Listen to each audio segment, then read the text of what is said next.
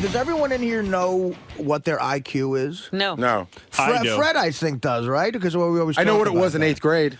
I know mine is really. When do people get their IQs? Mine's really average. It is? Yeah. Well, You got your IQ? Because Artie makes a point. Nobody ever told me my IQ. I think I don't know why I seem to remember a number. I never got it tested. I don't even know if it's accurate. In other words, see, I would assume yours was definitely high. No, I got to assume mine's really low. I can't add. I can't do math. You're assuming. I don't think that's ridiculous. Does that have to do with it? I think it must have common sense. Like a real mediocre number, like 112 or 119, something like that. See, what is high? Average. What? I think that's average IQ. Yeah, It's average. not below. I saw mine, and my science teacher in 8th grade, he had a book, and next to all names it said IQ, and it was plus and minus 100, Yeah. and there were actually a couple of minuses. Yeah. There was like one that was like -2, Yeah. which means somebody had a 98, Yeah. or like -8 or something. So I saw mine, but it was in 8th grade. What was it? It said plus 36. Wow. But in fucking 8th grade. So you might have 136 IQ. Who knows? What is high? 8th grade. It's really an aptitude as opposed to something that's going to change with knowledge. Yeah, it doesn't change. Who knows? IQ is your intelligence quotient. You know, so it's like that ain't gonna change. You ain't gonna get smarter unless you take that Trello shit we sell. So you're 136. What is high though? What's like the I think is it 140 or 160 for Mensa? I think it was 140 for Mensa. 140 right? for Mensa. You're Yeah, almost I know. Mensa. I'm no Mensa. Yeah, you're claiming you're almost genius level. Dude, I saw it in a book. Who knows what's what? I Maybe don't it was. think there's too many geniuses running around at Delphi. You never know. He wanted to show off. Yeah. Yeah. I had a 3.8 grade point average at a Delphi.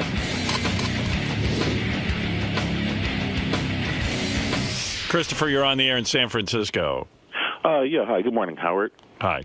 I just wanted to put Gary in his place, saying he has an IQ of 136. I beg your pardon.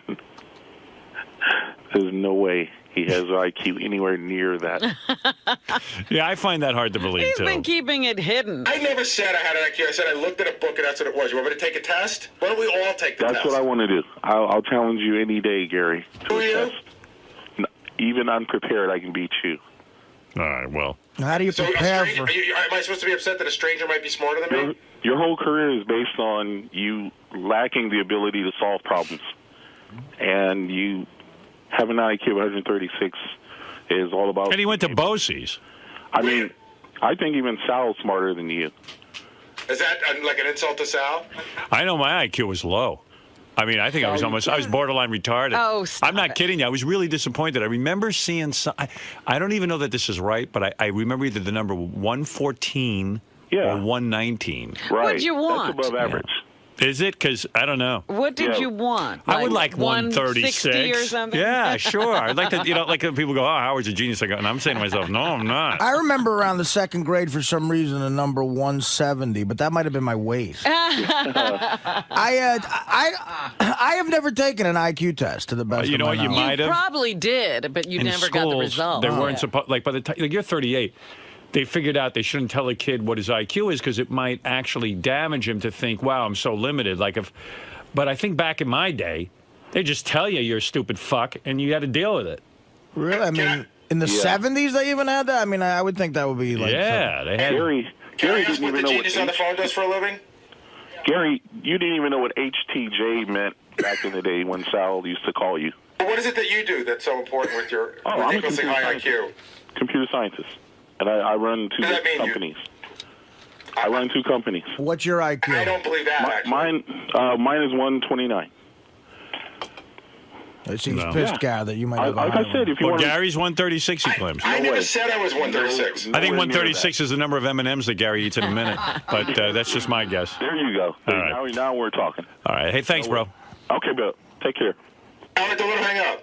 Why? Because I would take an IQ test against him, and if he loses, then Sal gets to teabag him. Well, maybe he'll call back.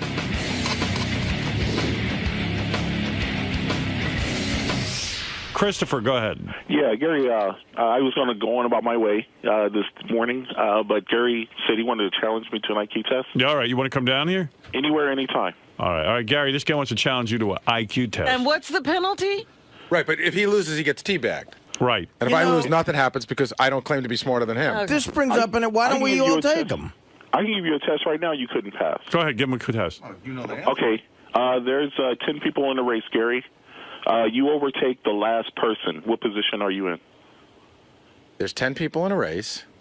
I You overtake the last person. What position are you in? Well, I would think it's ninth, but it clearly can't be the right Can answer. I answer it? Yeah. How can you overtake the last person? You're the last person. Right, then Gary's you wrong. Get the fuck out of here, you dummy. He is a retard. I can keep going. Okay. Go ahead. Okay. I'm going to give you 3 words, and I want you to tell me what the words are. Okay. I'm going to spell it. Okay. You ready? Sure. Okay. First word, McDonalds. Say that again slowly. ACDON. ALDS. Oh, you said MC. MC. Right. Yeah. Oh, I thought you said AC. No, MC. MC. Keep up. So it sounds like McDonald's, but I didn't hear all the letters, so I'm not going That's to. right. Okay. You got that one right. All right. This is 3-part question. Next word. McDougal's.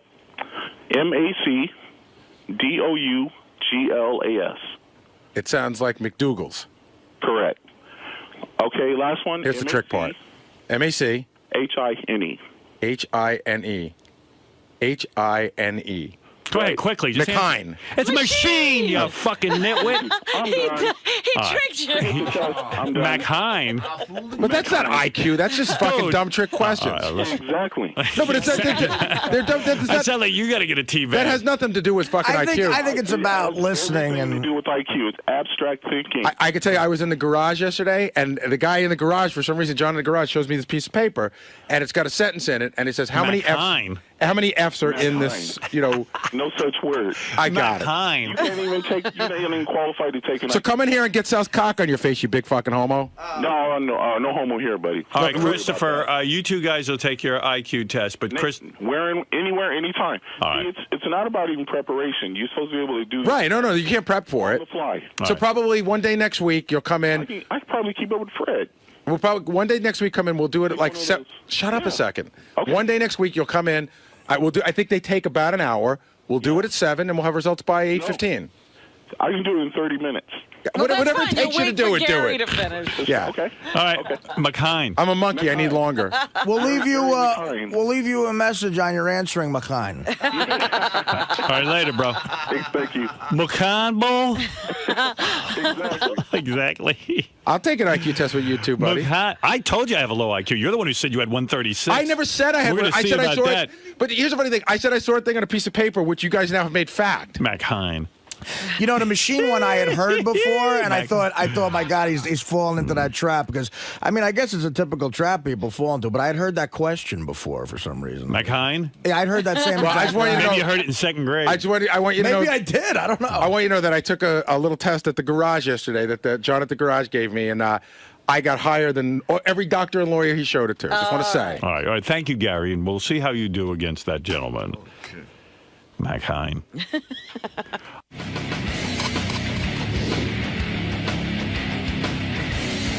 How is McKine doing today? McHine is around. The name's sticking? I'm going to try to make it stick. I was very- thinking about it. I love The it. TV show How I Met Your Mother, the kid Doogie Howser, they had an episode this week where somebody mispronounced his name or called him the wrong name, and it stuck. Right. Like how Baba Booey became Gary's name. Right. And how McHine could really become Gary's name. It's possible, McHine. It's very Jewish sounding, machine. Howard, words I thought I would never hear myself say. Yeah. I'm sort of attached to the Baba Booey name. Well, we'll decide who you are. We'll decide how long you get to keep Baba Booey and become McHine. Is there such a thing as McHine Booey? Yeah, it could be. McKine Booey. Hey, Gary, how do you pronounce MACHINE? McHine? That's the best. McHine. We have to change all those I songs. think I have 165 IQ. McHine? I never said I had 165 IQ. And the funny thing is, I could find an equally ridiculous question that I'm sure I could trip you up on, and I will in about a month. I didn't claim to have a high IQ. You did. I didn't either. I said I looked at a book. You said you were 135. I did not say that. I said I looked at a book in 8th grade, and that's what it said. McCann both. He actually said 136. He did, right? What was that? The page number? Never been so excited in my life about naming someone. McDonald's, McDouglas, McHine. Both. Should I pull the clip of you pronouncing Tucson as Tucson? Go ahead. I didn't claim to be smart. You did. Howard, you claim to be smarter than everyone. No, I don't. Day. I have a very low IQ. I told you that. But you're smarter than everyone. No, I never said that. I'm smarter than you, though. I'd had to say machine. Me and Howard are the two people in this room claiming dumb. Yeah, I'm the opposite. I think my IQ is no higher than 112. Or 114, that was it. I don't think anybody but Fred is claiming anything around here. I'm not Maybe even Benji. claiming it. Well, Benji has a very sort of funny, condescending way to describe Italians to me. Benji says Italians are Jews who don't read. That's good. So what does that mean? I don't know. I almost got insulted, but then I figured I wasn't as too smart enough to be insulted by it. Let's go over to John Hine, who hosts the wrap-up show. What do you think? Should we stick with Baba Booey or begin calling him McHine? Baba Booey is just, legendary, but McHine is pretty damn funny. So what do you say? Which way do you go? I think we stick with McHine for a while. It might be McKine's time. Yes. It's McHine time. Do you think people will be shouting McHine at your Carnegie Hall appearance? If they do, I will let them. All right, can I ask a question while we're at this? I'll encourage it. I'm going to ask. Get out of here. Boy, what's going on? You know, Sal comes in and then Gary has to beat him up. All right. I may have to fucking kill him one day, but I'm not really mad. I'm going to go seriously. Everybody that's in this room right now, I just want an honest answer. Go ahead. Did everybody know the answer to that yesterday? Everyone in this room, be Well, honest. I I know did. you did. And I know Artie I'm gonna did. be honest. I said it at the same time Howard did. That's But right. Garrett, I'll give you the benefit of the doubt. I'm saying I knew it because I had heard that before. Who knows? Maybe I would have fallen for it. Benji? I was halfway doing it in my Wait head. a second, Benji. Give me a second, huh? Go ahead, yeah. I would have gotten McKine also. You would have said McHine? I was halfway doing it in my head, and yeah, that's Oh, what really? happened. Fred? You don't want to I've heard it before, so I can't give an honest print. Right. What did you just do? What happened? There's a monkey at the door. Let him in. No. McHine. He opens the door like a crack, and I see him on his knees in a monkey head. All right. What am I supposed to do? Welcome him in with a fucking red carpet? What other show in the country could you hear? There's a monkey at the door. Let him in. McHine. McHine is very, very popular. Let's take an McHine. Insta poll right here on the air. Go ahead, Ralph. What do you think? Oh my God, definitely McHine. McHine. McHine. I couldn't stop saying it last time. I was like laying in bed saying it to myself, cracking up. McHine, bull. Yeah, that's where Ralph does most of his work, in bed.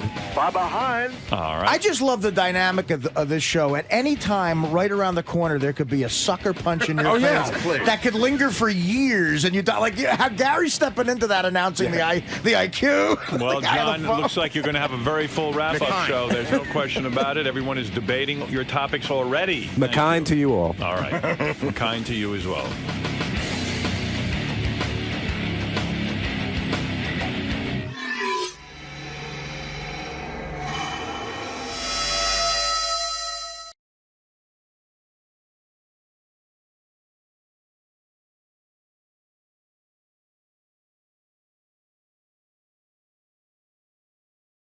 Not your style, but Unless he's waiting to the end. He's just going to kill us all. And I don't know where this business part came in, where don't get involved with me in business ventures, because I don't know what that means. I mean, I did get burned years ago by a partner real bad, and I am skeptical about who I go and, do business stuff with.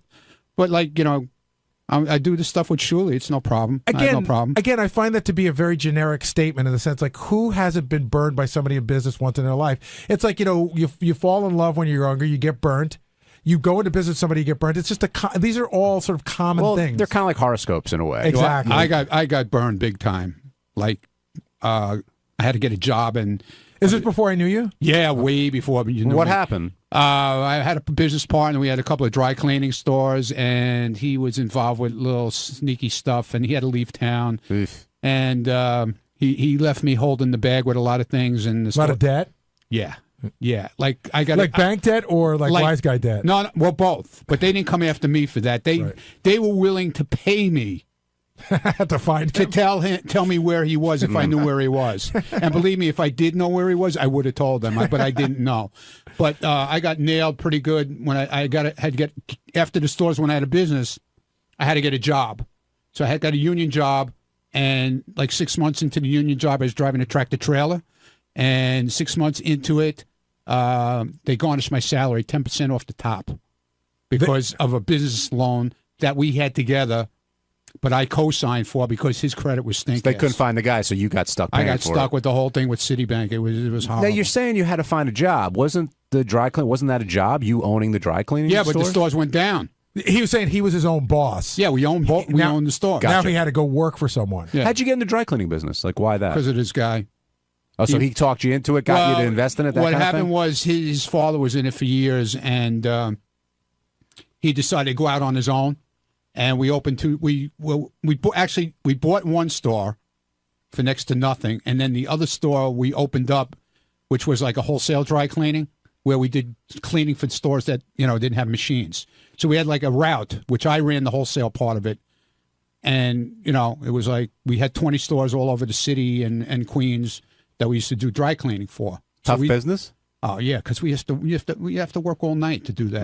See, this is where I support Back Office Radio because I've known Ronnie for years, and this is like all new stuff. I to never me. heard this before. Yeah. So I got burned big time by this guy, man. So did you ever imagine back then that you'd be doing what you do now? No, absolutely not. And that your letter was really the thing that made that transition for you to Howard and Don? No, actually, it wasn't it was the letter afterwards. I can tell you what. I worked for Howard one time when he worked for NBC. I drove him up to Connecticut. And I spent the day with him and Fred. I remember. This is what I'm going to remember. I'll tell you exactly what happened. No letter involved. Fred came in, dropped a card on my desk. Now, Howard and Fred went up to Connecticut. I didn't go. It was like way upstate Connecticut. I dropped a card on my desk and said, this guy drove us yesterday. He seemed like a really good guy.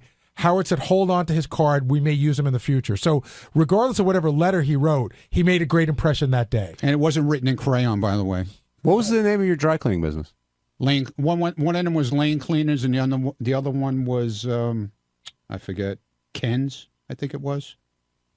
That's fascinating to me. Yeah. Lane and Ken. Mike in Chicago, you're on the wrap-up show. Hey, guys, how you doing? Good, what's up? Hey, Robin is the queen of white lies. How so?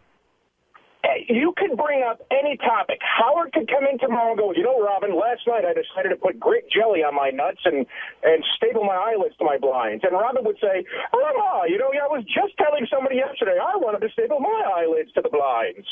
She's constantly just telling somebody about a topic, or she was just about to say that, or she's saying she only eats vegetables. She's constantly saying something that is not true. Ronnie, do you feel that's the case, Ronnie, that Robin tells a lot of white lies? I don't know. It's hard to tell what she's telling the truth and not telling the truth. I don't know. I don't know what's a lie and what's not a lie. How do you know? Everybody tells white lies. Ronnie, you tell white lies? Hell yeah. Yeah, buddy, of course. We have to worry about the people who say that they don't tell white lies because I don't know if everybody people who do that. But see, that's why I think that Howard and to some degree the audience loves Ralph because like we would be sitting in the studio and we go, oh, that doesn't look bad, that doesn't look bad, and Ralph will go, holy crap, you look terrible, look at the handlebars on the side of your dress, and that's funny if it's not you. Yeah, it's rare you get that blunt honesty out of anybody. I do admire that in Ralph. Hi, I'm Scott the Engineer, and on Tuesday's wrap-up show, we were talking about George Takei's gay experience and his beautiful cock contest with Scott DePace. And I was in the conversation as well, and all of a sudden, it made a left turn and talked about my sexual life, my past sexual life. How did that happen? Check it out.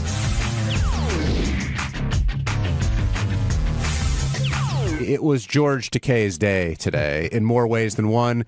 He was very excited from the get-go, to say the least. He was a full participant in judging that contest, and George had that grin that you see. I don't even know if words can describe it.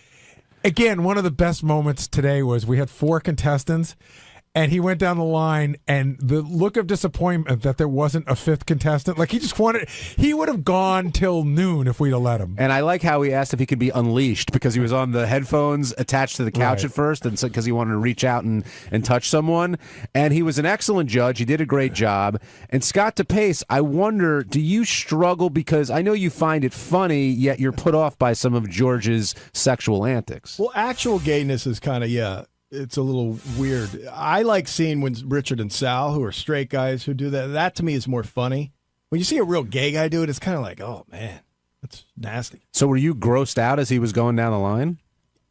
I got to be honest. It's such a busy segment. I don't have time to be grossed out. But yeah, I mean, when he starts grabbing the guy's cock, it's rough.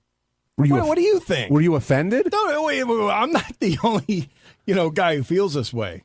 I mean, or else we wouldn't be doing the segment. What do you mean? That's what the segment is all about. No, the segment is about to see how George reacts, not about to gross people out. I think it's hysterical. I was grossed out that Gary was like within a couple of inches of High Pitch Eric's cock, and we all were like, "Oh, he's going to touch it." I know what I'm doing. Oh my! And by the way, everyone was making this big deal on TV. Like, if my pinky brushes against his cock, I've been heterosexual for a long enough time that I'm not going to go. Oh my God, I may be gay. And pinky touched High Pitch Eric's. You're comfortable with touching High Pitch Eric's penis? I'm not looking to do it. I'm not. I don't know if I said this on the air, but the funniest part today was I did not know what the order was behind the curtain. So the first person to go, I don't know what's High Pitch Eric. So he sticks his teeny weeny little dick, his little button of a dick through the hole. So I thought that he couldn't get the whole thing through the hole. So I thought I would help I put my hands on both sides of the curtain to push it back so his dick would go through, and I immediately just ran into belly. That was the funny. So I tried to give him more dick, and I just got belly. Oh, that's gross. How would you categorize George's judging? Thorough would be fair to say. Yeah, I mean, he takes it serious. He takes it about as serious as Howard takes AGT. He really does. It's like, I'm here to do a job. I'm not going to, I think we all thought he'd go for the biggest one. He didn't. He had to look at them, pet them, pull on them, and feel their texture to make an informed decision. Did he experience any enjoyment from this task? Did he? Yes. Absolutely. And, Scott Salem, in the beginning of the segment, Howard said, you know what? Something technical always goes wrong here. What was the deal with that? Were there issues, and whose fault was that? I really wasn't listening to the segment, but I don't Why think not? I was working on other stuff. I mean, I listened to the beginning. I didn't hear any issues. I spoke it was right at the beginning. I spoke with the TV people, and I said, "Do you need anything?" George went over. I got a little surprised because George was unleashed, and he went over. So I ran in and grabbed a wireless. That worked, but when he got to the podium, his headphones weren't loud enough. Oh, okay. They weren't loud enough, but that's we keep them purposely lower. Per Howard's instructions. Well, we don't keep him lower. We keep him at a level that is normal for most people. How would you describe the smile on George's face while he was doing this contest? He was in ecstasy. Rapture. It's rapture. Kind of like our face when we grab a pair of tits or something. Yeah, you usually lead the charge on that, so I'm surprised you're giving George such a hard time with him doing this. I get it for him. That's awesome. I'm just not. I can't see the enjoyment of that. But see, I gotta tell you, I'm the opposite of you.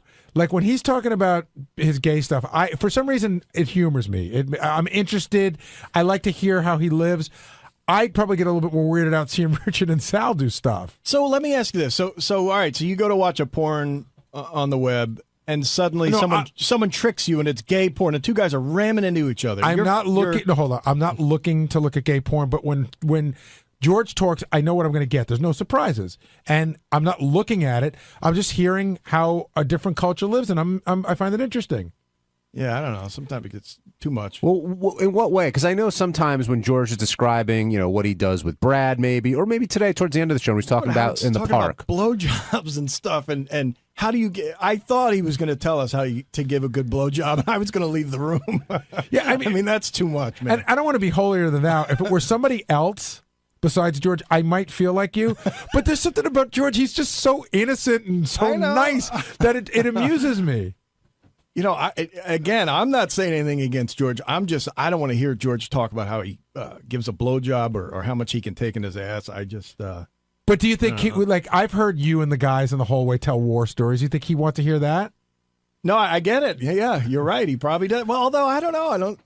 I wonder if that grosses him out. You must have loved when he said he loved smelling crotches and can discern nationalities from people's crotches. Funny. That's funny. But do you think he was doing it for a laugh or he was being sincere? No, he was being sincere, and how racist that is. I mean, come on.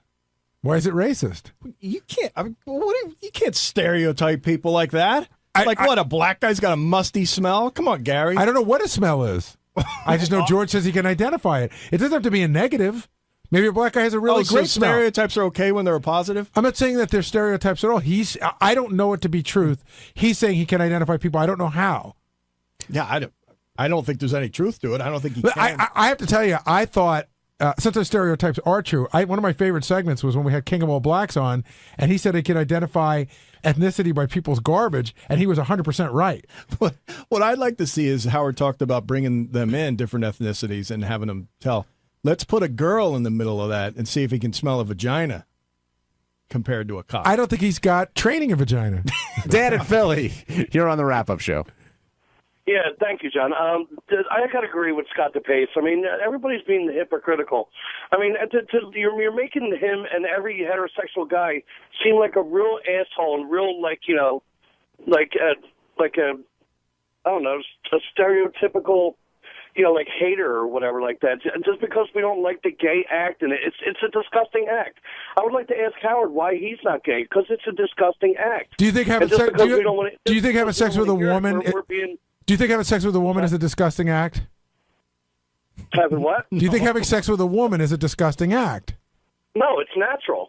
Well, to you, that's the point. I mean, I understand where you're coming from, but what's natural to you is the majority of the world don't like that stuff.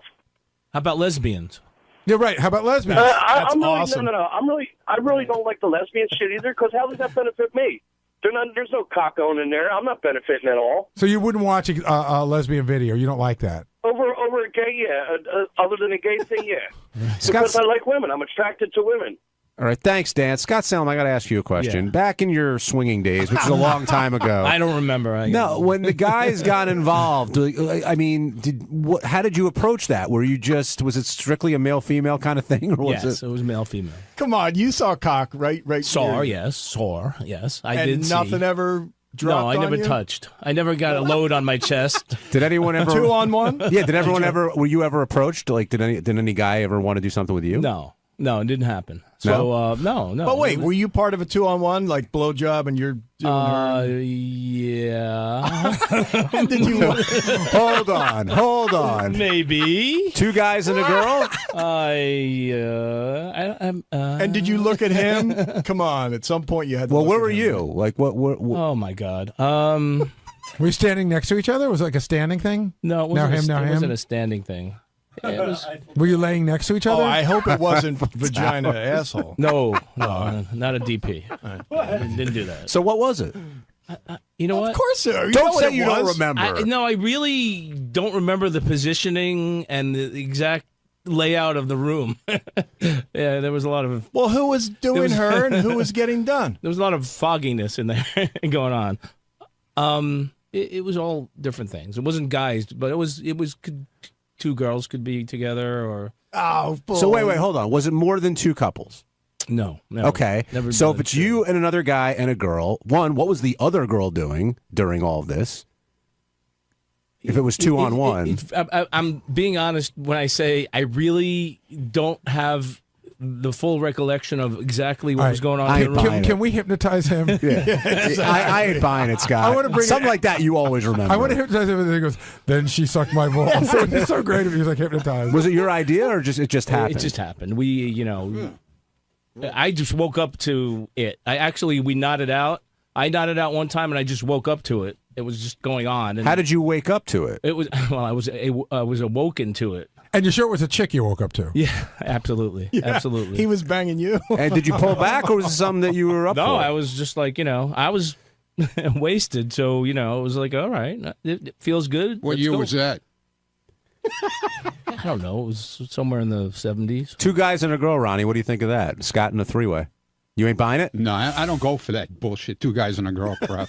Yeah, but 2 girls and a guy, okay. Not 2 guys and a girl. What were you gonna Somebody's say? dick is going to get touched sooner or later. Nothing. I never touched dick. How long did these How do swinging? you know? How long did these swinging days go on for? Not long. About I don't know, about maybe like Nixon to Carter. I'm a year or two, you know. a year or two. Yeah. It wasn't all the time. It was maybe one. It was only a couple of times I did it.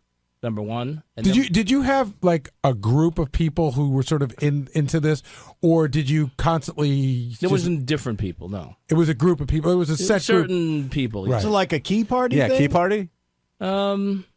Not really. No. I think he's saying there were like 2 or 3 other couples, and you guys. If we were friends, if we I don't know, whoever I was with, were friends with another couple, and we would hang out and get stoned or get high or whatever. And it just happened. It wasn't something. Was it weird the next time you were with them? It was a little uncomfortable, but you get past it. What do you think he was high-fiving the guy? I know somebody who did that, by the way. Okay. It's weird, you know. It's fun.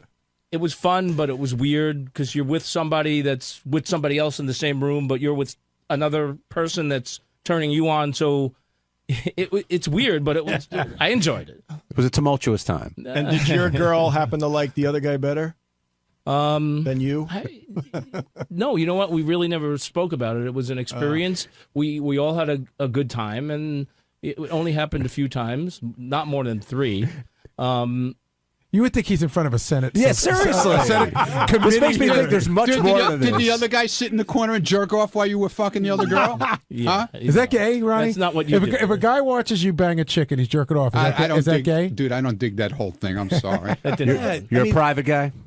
No. Threesome with 2 girls and a guy is fine. Right. The more women, the merrier. Yeah. John, I don't want to get too much into because I know you don't like talking about your sex life, but I don't think I've even had like a near miss. I don't think I've even ever been in a situation that's close to guys being involved in my sex life. Neither have I. I mean, Scott DePace? I've had no. I've had no. No. Listen, I didn't. I have. It wasn't something that I went after. No, I got it. We know how it happened. I mean, I Ronnie, stuck around and enjoyed it, but Ronnie, what's your story? So I think I told this story already.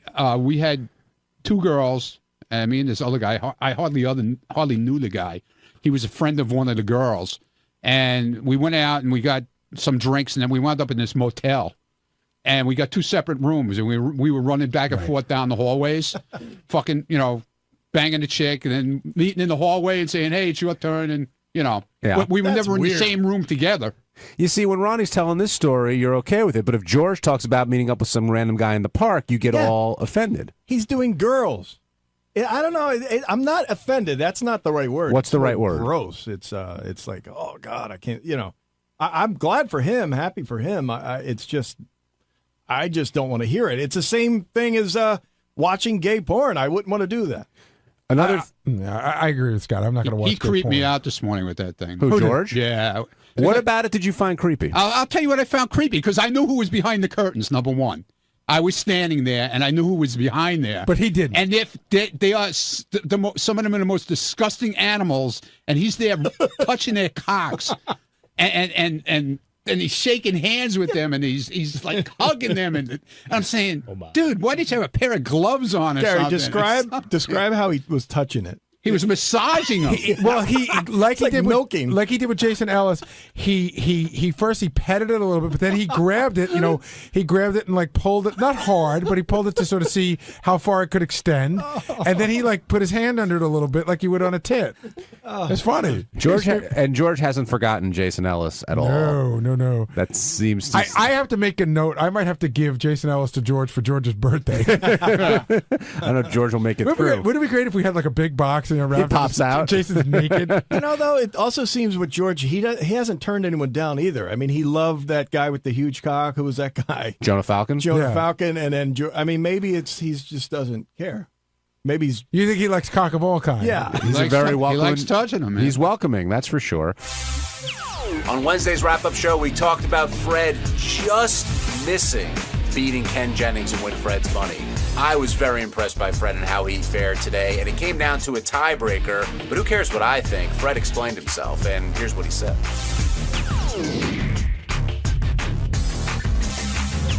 Let's move over to Ken Jennings for a second. And look, I thought going in that Fred did not have a chance against Ken Jennings and win Fred's money, even though it's Fred's game.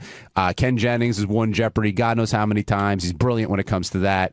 And it went down to a tiebreaker, and then Ken eventually triumphed. But were you surprised that it even got to that? I was not. And I think Fred and Ken have similar knowledge bases. And I was sitting in the TV control room when Fred came out, and when it got to the football question, I stood there and I said, if Fred gets the football question, the Super Bowl question right, he wins the game. Because I know Fred, and I knew what he was going to know and not know. And that was one, he can be a tiny weak in the athletic department. And I thought if Fred would have gotten that Super Bowl question, it's true, he would have won the game. He would have had 6 of 7. Will Murray, what'd you think? No, I wasn't surprised. I was kind of hoping Fred would win. But no such luck. It kind of took the air out of the sails when Ken finally won, I felt like it was a lose-lose for Ken because, like the Yankees, he's always expected to win, and then when he wins, it's not really a surprise. Yeah, the other thing, too, is I also feel that if we did this again tomorrow, it could go Fred's way. I think they were that close. I agree. Ronnie, were you surprised that Fred almost took down Ken Jennings? No, not at all. I was waiting for this thing the whole morning, man. I was really excited about it to hear it, I thought Fred was going to win, to be honest with you. Did you know any of the answers, Ronnie? Yeah. You did? To which one? Which one? He knew Meadowlark Lemon. $6 million man. What's your name? Exactly. I knew that one. I knew about Oscar Goldman. Tim, did you think Fred was going to beat Ken Jennings at Win Fred's Money today? That was one of the best showdowns, I thought, and I really thought that you were going to do it. I really did, but it was like, wow. I didn't think I would, but I made it really close. Yeah, and I'm happy about that. It was amazing. Fred, I said a different day we did the same thing. I think you'd win. I mean, I just think it's one of those things that's that close. But I could have removed all doubt if I'd spoken a little quicker in the first. I agree. In the first go round, I could have beat him by a second because we had the same amount of answers. I agree. Why wouldn't you be on that show? After that little demonstration, I would. If I was the producer of that show, I would have Fred on. Yeah, that's. Would you ever do it? They don't go trolling for people. No, Fred, you'd have to enter. Why wouldn't you do it, Fred? But you should. You know what? Because it's just it's a big waste of time for me, unless it was a really big prize. It's always a big prize. Yeah, what do they walk away with? Well, if you won, depends on how many days you're on. Ken Jennings walked away with quite a bit. Because there is one question, because I've always had a philosophy about that show. Like, when you watch it, you feel like if you could literally run 2 columns of questions, 2 columns, and then made the right bet at the end, you could just sit there for the rest of the game. Absolutely. Or is it not that easy? Because you've done it. You don't think about it that way. That's not the strategy. You just try to answer to answer anything you can, as many questions as you can. But I do have to tell you that when I played, and I saw that the 2 people I were playing against, I started to find a confidence. I ran a category, right, and I started and I saw that Weird Al could not get the clicker going. We talked about the clicker, which helps, and then you get a confidence that just sort of it's like sports. Right. You just start to feel like I can do this. Right. I'm just wondering if that's a strategy if other people have done it. Because to be honest with you, I actually went online and ordered like the little Jeopardy game that you can play on your iPad. But the thing is, it's not like real Jeopardy. You have multiple choice. But after a while, you begin to think, hey, I could do this fucking game. But, Ken actually laid it out quite well this morning. He says, you know what? The amount of knowledge you have is literally like an inch thick if you're going for depth or something like that. You know a lot about a lot of different shit, but nothing in any deep way. What did you think of the way Robin was acting during the game and afterwards? I think she was very excited. I mean, and also I think what was interesting is she's done Jeopardy, and I think she had a hard time on the game because of that very reason, because of the buzzer thing, which that seems to be the big thing that everybody has. I'd give her the buzzer thing if it wasn't her second time on. She'd already played. Maybe it's one of these things. It's a mechanical issue. Some people just aren't mechanically inclined. Were you kicking yourself after the first round? Because, as you said, a little bit quicker, you had him beat. Quite honestly, I didn't even think I had a chance. And maybe had I thought I had a chance, I might have gone a little quick. But I'm not going to blame myself or say that Ken was any less of a champion. He was a champ, and he won fair and square. How competitive do you get when Win Fred's Money is coming up?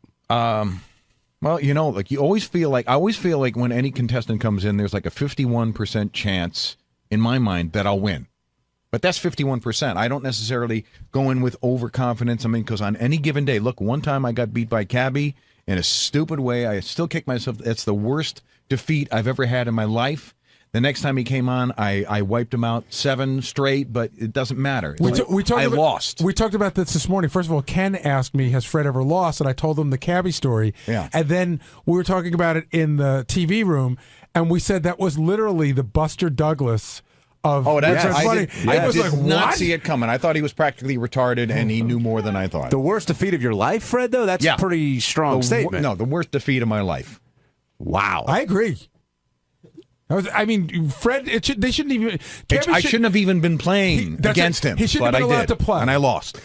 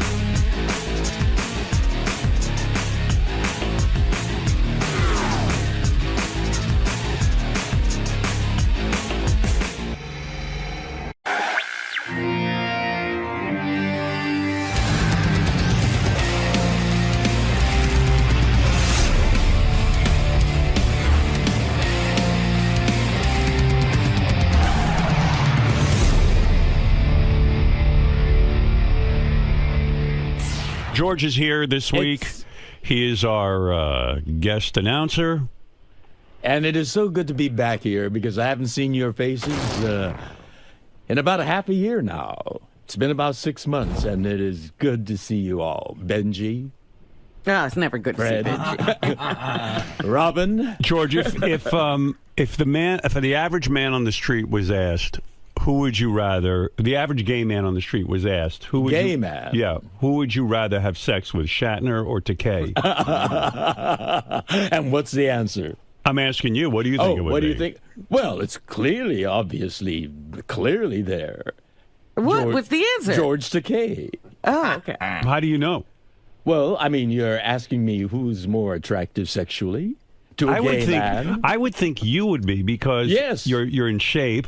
Yes. Aside from your feet, you're a pretty good-looking guy. and Bill has let himself really go. I can cover my feet easily. You can't cover Brad's. Right. I mean, no, you can't cover Bill's face easily. That's interesting, Brad. You slipped. Oh, Freudian slip. I'm glad he's not listening. Oh, he's listening. No, he isn't. Oh, yes, he is. He told me he isn't. Oh, don't believe him. Every person in my life says they don't listen, and then they do. Oh, my. No, in my opinion, if I had to, make love to one of the two of you, you're physically fit. Exactly. You look young. I feel young. You've got your own hair. Mm-hmm. This is all mine. Right. And I'm thinking that... Thinning, but nevertheless. And even when I look at your musculature, I think that, in his day, Bill was a very good-looking leading man. He was. But he's plumped up somewhat. Somewhat. Yeah. Most grandly. Right. Well, let's find out. Let's go to the street. Our own Benji. Apparently, we have an answer to this question. Evidently. Our own Benji went to some place where he found tons of gay people. I don't know where you go for that. Where did you go, Benji? The toolbox. The Toolbox, which is, that place, George? The Toolbox? No, I don't, but I've heard of it. Seems to me something called the Toolbox would be a gentleman's heaven if he's gay. Lots of Toolbox. tools Get there. a tool would be your penis, right? Is that the... Exactly. All right. They come well equipped. Let's find out. Shatner or Takei? Standing here in front of Toolbox. And I'm asking, are you a gay man? Yes. Who, as a gay man, do you find physically more attractive? George Takei or William Shatner? Well, honestly, Shatner is a hot man. He has the smoldering look, and Takei lacks the whole confidence issue. He doesn't have the confidence.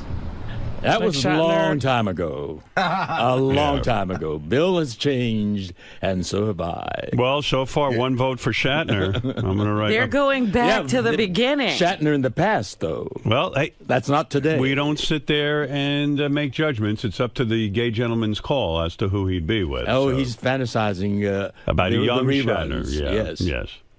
Tsunami. We'll have to see if that holds up. Let's see if this is a tsunami for you. Well, so far, no, it isn't. It's receding. Just one vote. Just one vote for Shat. That's right, for All the right. Shat. For the Shat. That's the past tense. for what? How would you pronounce the present tense of Shat? Touche, old friend. Yes. All right, here we go. One vote, Bill. Bill. He has the whole, hi, I may not be what everybody wants, but I'm hot. Who would you rather be gay with, William Shatner or George Takei? William Shatner. Uh-oh. All right, let's I listen. See the way that the drift This is going. let's just see. Types. George Takei. I don't like. Oh, I heard it, George. There's That's a two. vote for you, George. Okay. 2 to 1. We're on the board. 2 to 1. Old, like, white guy. I like ethnicity. Yeah, so I would go with Yellow Fever. Oh, William Shatner. But I mean, that is if there were the last two men in the world. Three. Three to one. If we were in outer space on the Enterprise, yeah, that was. We found out there was no life on any other planets. Then William Shatner. George Takei. Yeah. And why is that? He's cuter than William Shatner. He's Asian. 2 vote for me. Your fantasy with George Takei would be to? He would have to like sit on it. Sit on my dick. Yeah, he would have to sit on my dick. And that's it. He can spin on it too. Well, there you go. You lost, but it was close. 3 to 2. Oh, out of 5. Out of 5. Why don't we go for 10 votes? Because on this show, everything is 5. Everything is best out of 5. Well, that's I thought it all was right. a little closer. I didn't think you counted one of George's votes. Right. Well, I didn't see those guys that were voting for Bill, and those that voted for Bill probably looked like him today. So I Right. wouldn't mind if they Bill had They to passed on you. Yes. Right, they're probably I not would even probably good pass looking. on them. That's right. Good for you. I will say this before we start the regularly scheduled show, that George Yes. has been walking around our radio station handing out to anyone who could find a big plastic envelope, a clear plastic envelope with 2 comic books in it. And it seems that he is the star of one of the comic books, and he just hands them out and then says, here.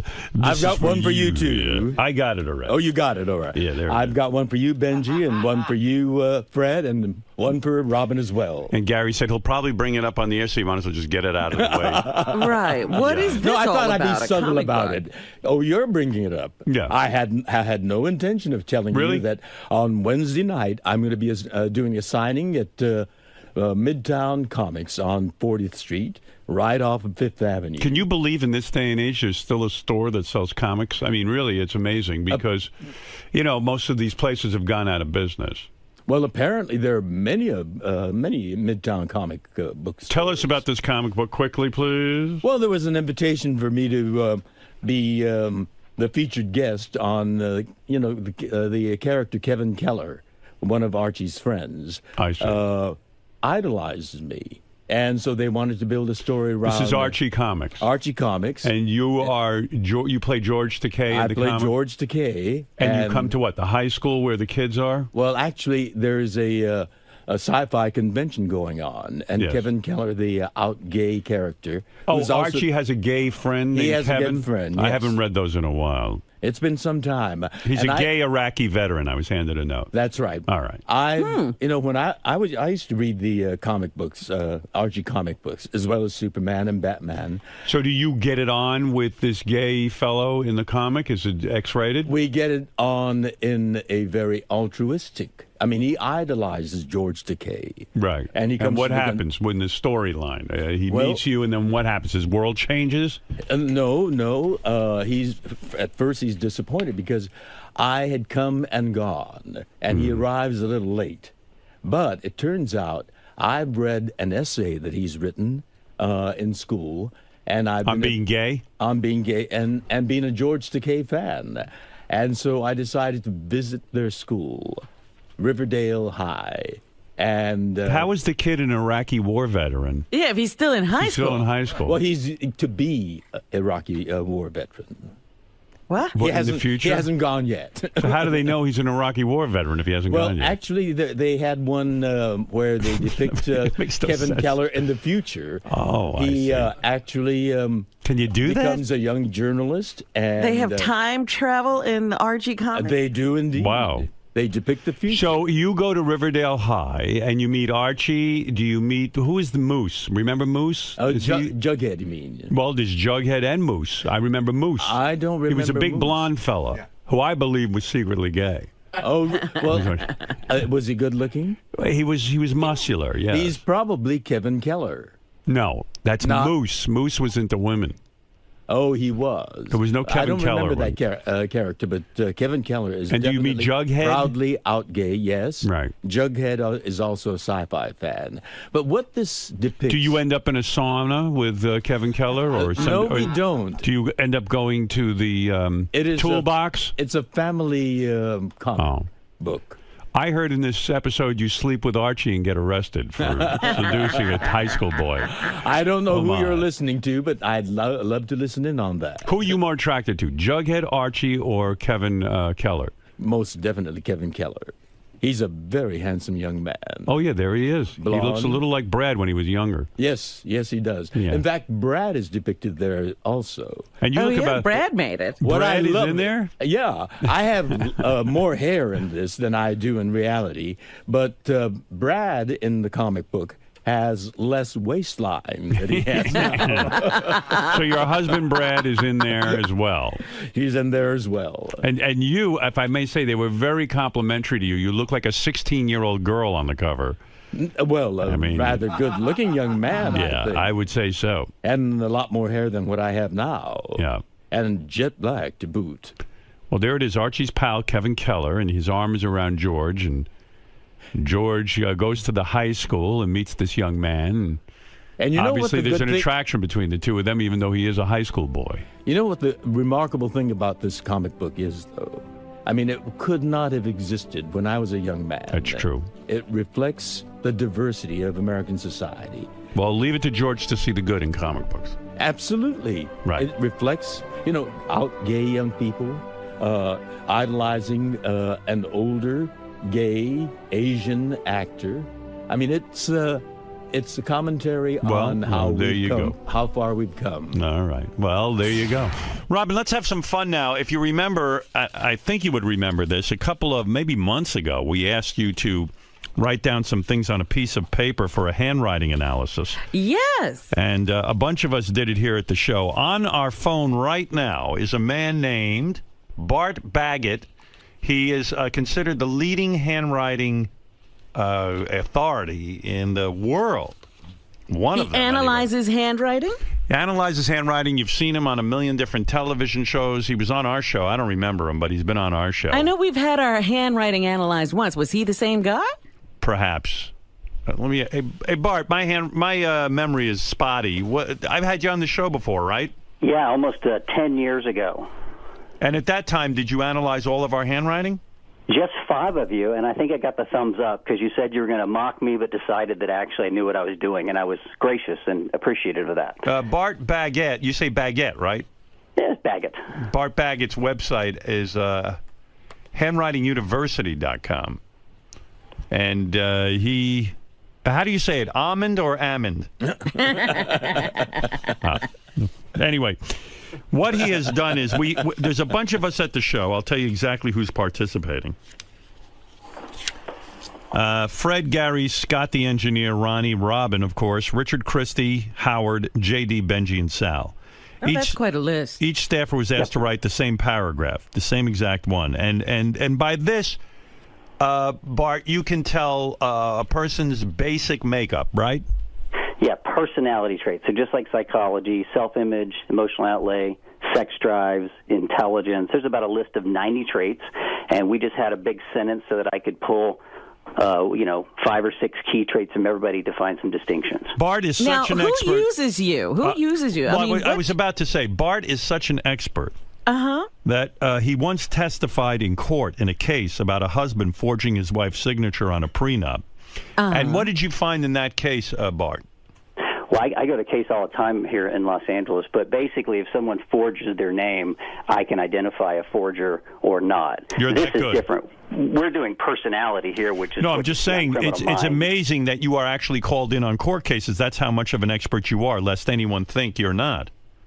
But forging is different than reading someone's personality. Yes, but I'm trying to point out the guy's an expert, for fucking Christ's sake. Let's move on. It's a different kind of expertise. Yes, okay, we know that. Jeez. Oh. When does he use this to analyze personality? And why? Well, I think people would choose to do this to improve their relationships, and I travel around the world. We have 1,000 certified graduates in India and Taiwan and America. So some people use this to get some personal insight and to improve their relationships. That's what I used it for. In fact, Bart is recommended by the mayor of Los Angeles. Is that correct? It is. It is. Yeah, and it makes quite a good living doing this. It says here that you charge $995 just to start a case. Is that correct? That's correct. Right. That's correct. All right. So let's let's get on with it. This is a handwriting analysis, Robin, that is very expensive and very, very, very intricate and also very scientific. Okay, so what will he do? Will he read the traits and then we'll try to guess who it is? Yes, we'll make some fun with it. Would you like me to start with sample 6, Bart? Yeah, look, as I recall the last show, we had some confusion because there's so many moving parts. So let me start with 5 people, and you guys can guess. So Robin and Howard, you're out of this group. This is not you. All right. So we've got 5 samples, and I'm going to start with one of them, and it would be one of the following 5 men, okay? You want to take notes? So Scott, Gary, Sal, Richard, or J.D. That's the first group. Scott, Gary, Sal, Richard, or J.D. Yep. Okay. All right, let's start with the first one. And Howard, this is number 6 if you're looking with your Okay, notes. I am. Okay, here's a guy at an early age decided to trust no one, not be vulnerable, depend on himself. He's got a cool and calm persona, but a troubled childhood.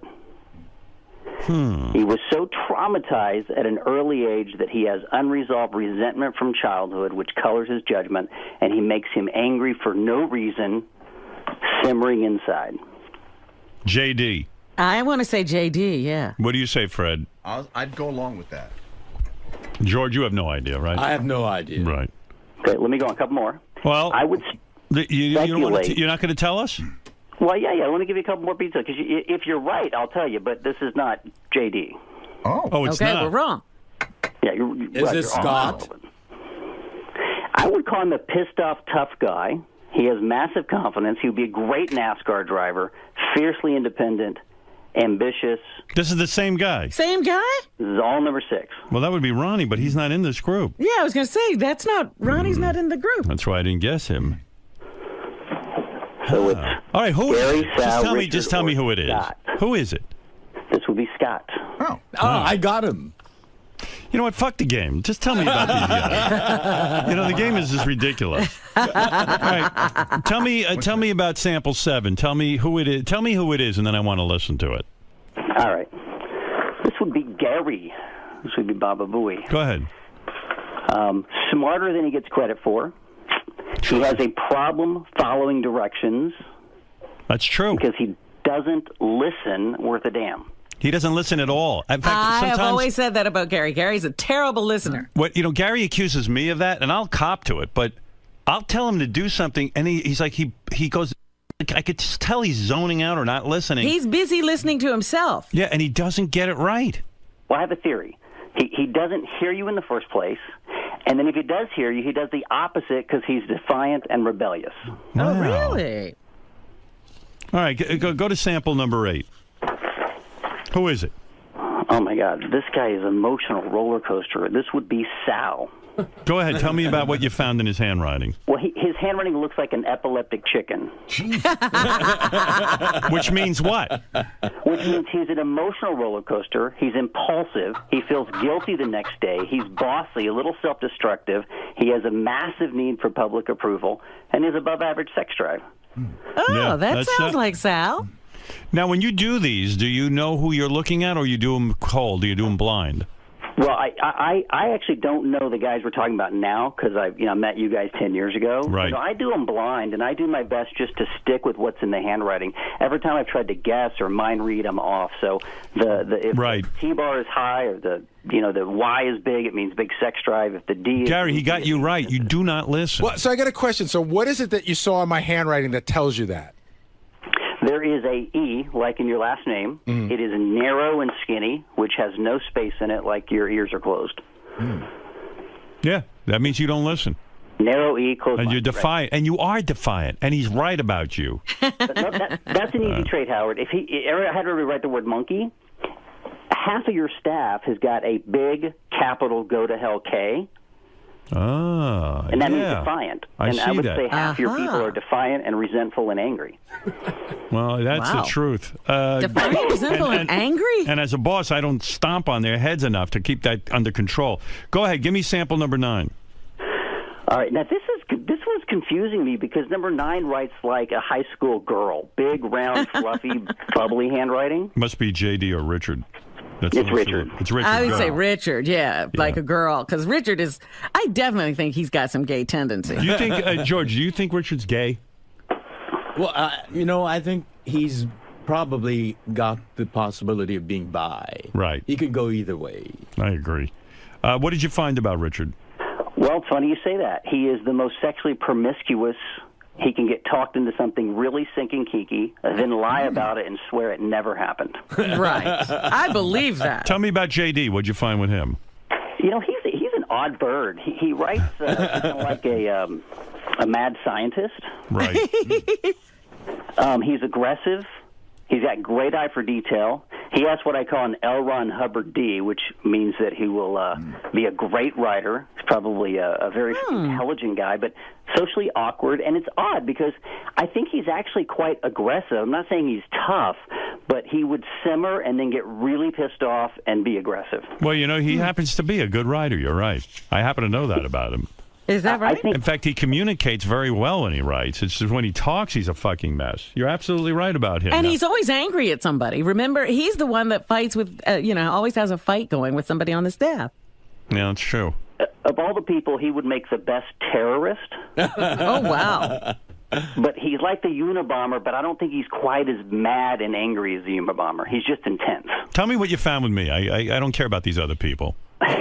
You finally want to get to you. Yeah, I can't wait anymore. I'm so sick of hearing about them. Tell me what sample was I? What number? You're number 2. Number 2. Let me see. And actually, you've changed a little bit in the last 10 years, and I think you went back and looked. Better.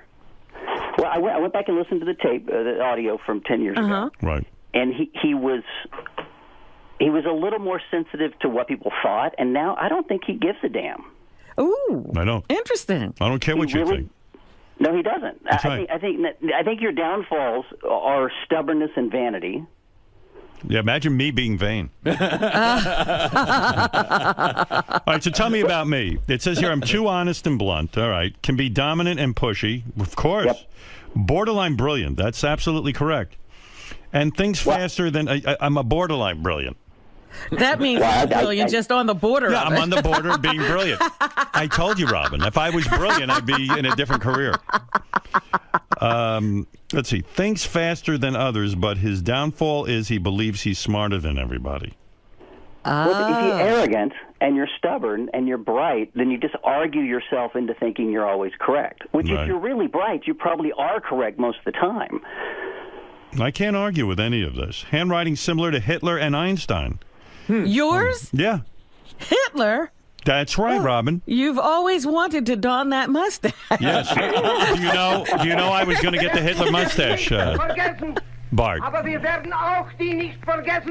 would be a great dictator. Howard, your ego's not as big as it was 10 years ago. I think you've been not humbled, but maybe more mature. Is that fair to say? That's absolutely right. Lots of Do you therapy. think that could be psychoanalysis? Yeah. Yes, of course. He doesn't have the need to prove himself or the bravado and arrogance that I think probably helped you get there, by the way. It's not a bad thing. You took a lot of arrows in your back. Well, I'm an elder statesman now.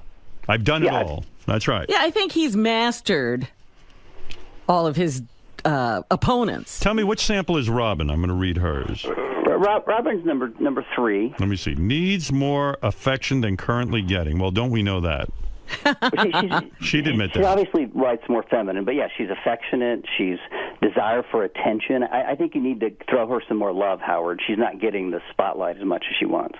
That's true. Takes criticism very personally. That's true. That's true. She really does get hurt.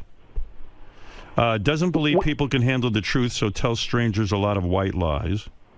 It's true. She does lie. That's true, yeah. Yeah, you told me yesterday on the phone that you lied. I try to soften everything. What's interesting, there's one letter, it's the letter O, and she has little double loops in the O. And so the rest of her handwriting is not bad. I don't think she's devious, but normally that just means they have white lies. So if someone says, do I look fat in this dress? No, honey, you don't look fat. And look at so that. She just figures people don't deserve the truth because they can't handle it. But look at that pretentious signature of hers. I mean, look at it. You've always said my signature is pretentious. I know. I never liked it. She doesn't even. She puts a big O and then a big Q and it looks like an O and it doesn't even just scribbles a line. Oh, that's the easiest to forge, Robin. So you might want to change that. Yeah, that's right. Well, yeah. You know, you're probably right. Who else you got here? Tell me about Ronnie the limo driver. What number was he? You know, I found him one of the most interesting guys here. I really did, because he is full of emotional torment. What number is he? He's number 1. Oh, look. Tries to please everybody. Full of spite, anger, and revenge. Worst enemy you can make. Paranoid and hostile. That's true. I mean, really, and I'll tell you, I don't know him, but I would be very mindful of getting into a business relationship with him because it's never his fault, and because he has been betrayed so much by his friends in the past, he just thinks people are going to betray him, and then he's going to be revengeful, and I think that eventually I'd land on his bad side, and he'd be a real jerk to me. Yeah, I mean, we've had people say that Ronnie is a borderline maniac. I mean, like almost insane. Yep, I agree. Wow. But he's got a good self-image, so when he decides to take revenge, he's going to do a great job at it. There you go, Robin. What does that mean? We learned nothing. It proves that you've identified everyone properly because we learned nothing new. We knew this all about people anyway. Well, you guys are good friends. You know, we miss Fred and Benji. Fred. Benji confused me. Benji does confuse everyone. No, Fred confuses me. Well, Fred writes normal. At least you can read it. But if I just had Benji's handwriting, I would swear he's mildly retarded. Benji, did you stick it up for the test, or was this your real handwriting? No, I have poor handwriting, but I was also really tired the day I did it. Tell me about Benji in a nutshell. What'd you learn from him? He's got a little arrogance. He has a false bravado that kind of masks his low self-esteem. I think it's a spurt of achievement. He hates religion. You know, there's a lot of people on your show that have a anger at God or religion. See, I love being Jewish, though. You might love being Jewish and still hate God. I'm okay look at his handwriting. You do look borderline retarded. Maybe I am. Yeah. Good Lord. He's got a big heart. He works hard to prove himself.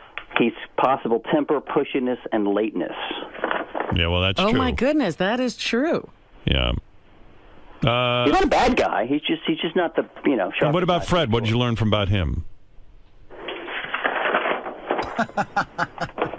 He's fast-thinking, witty, honest, good self-esteem. Those are the positive traits.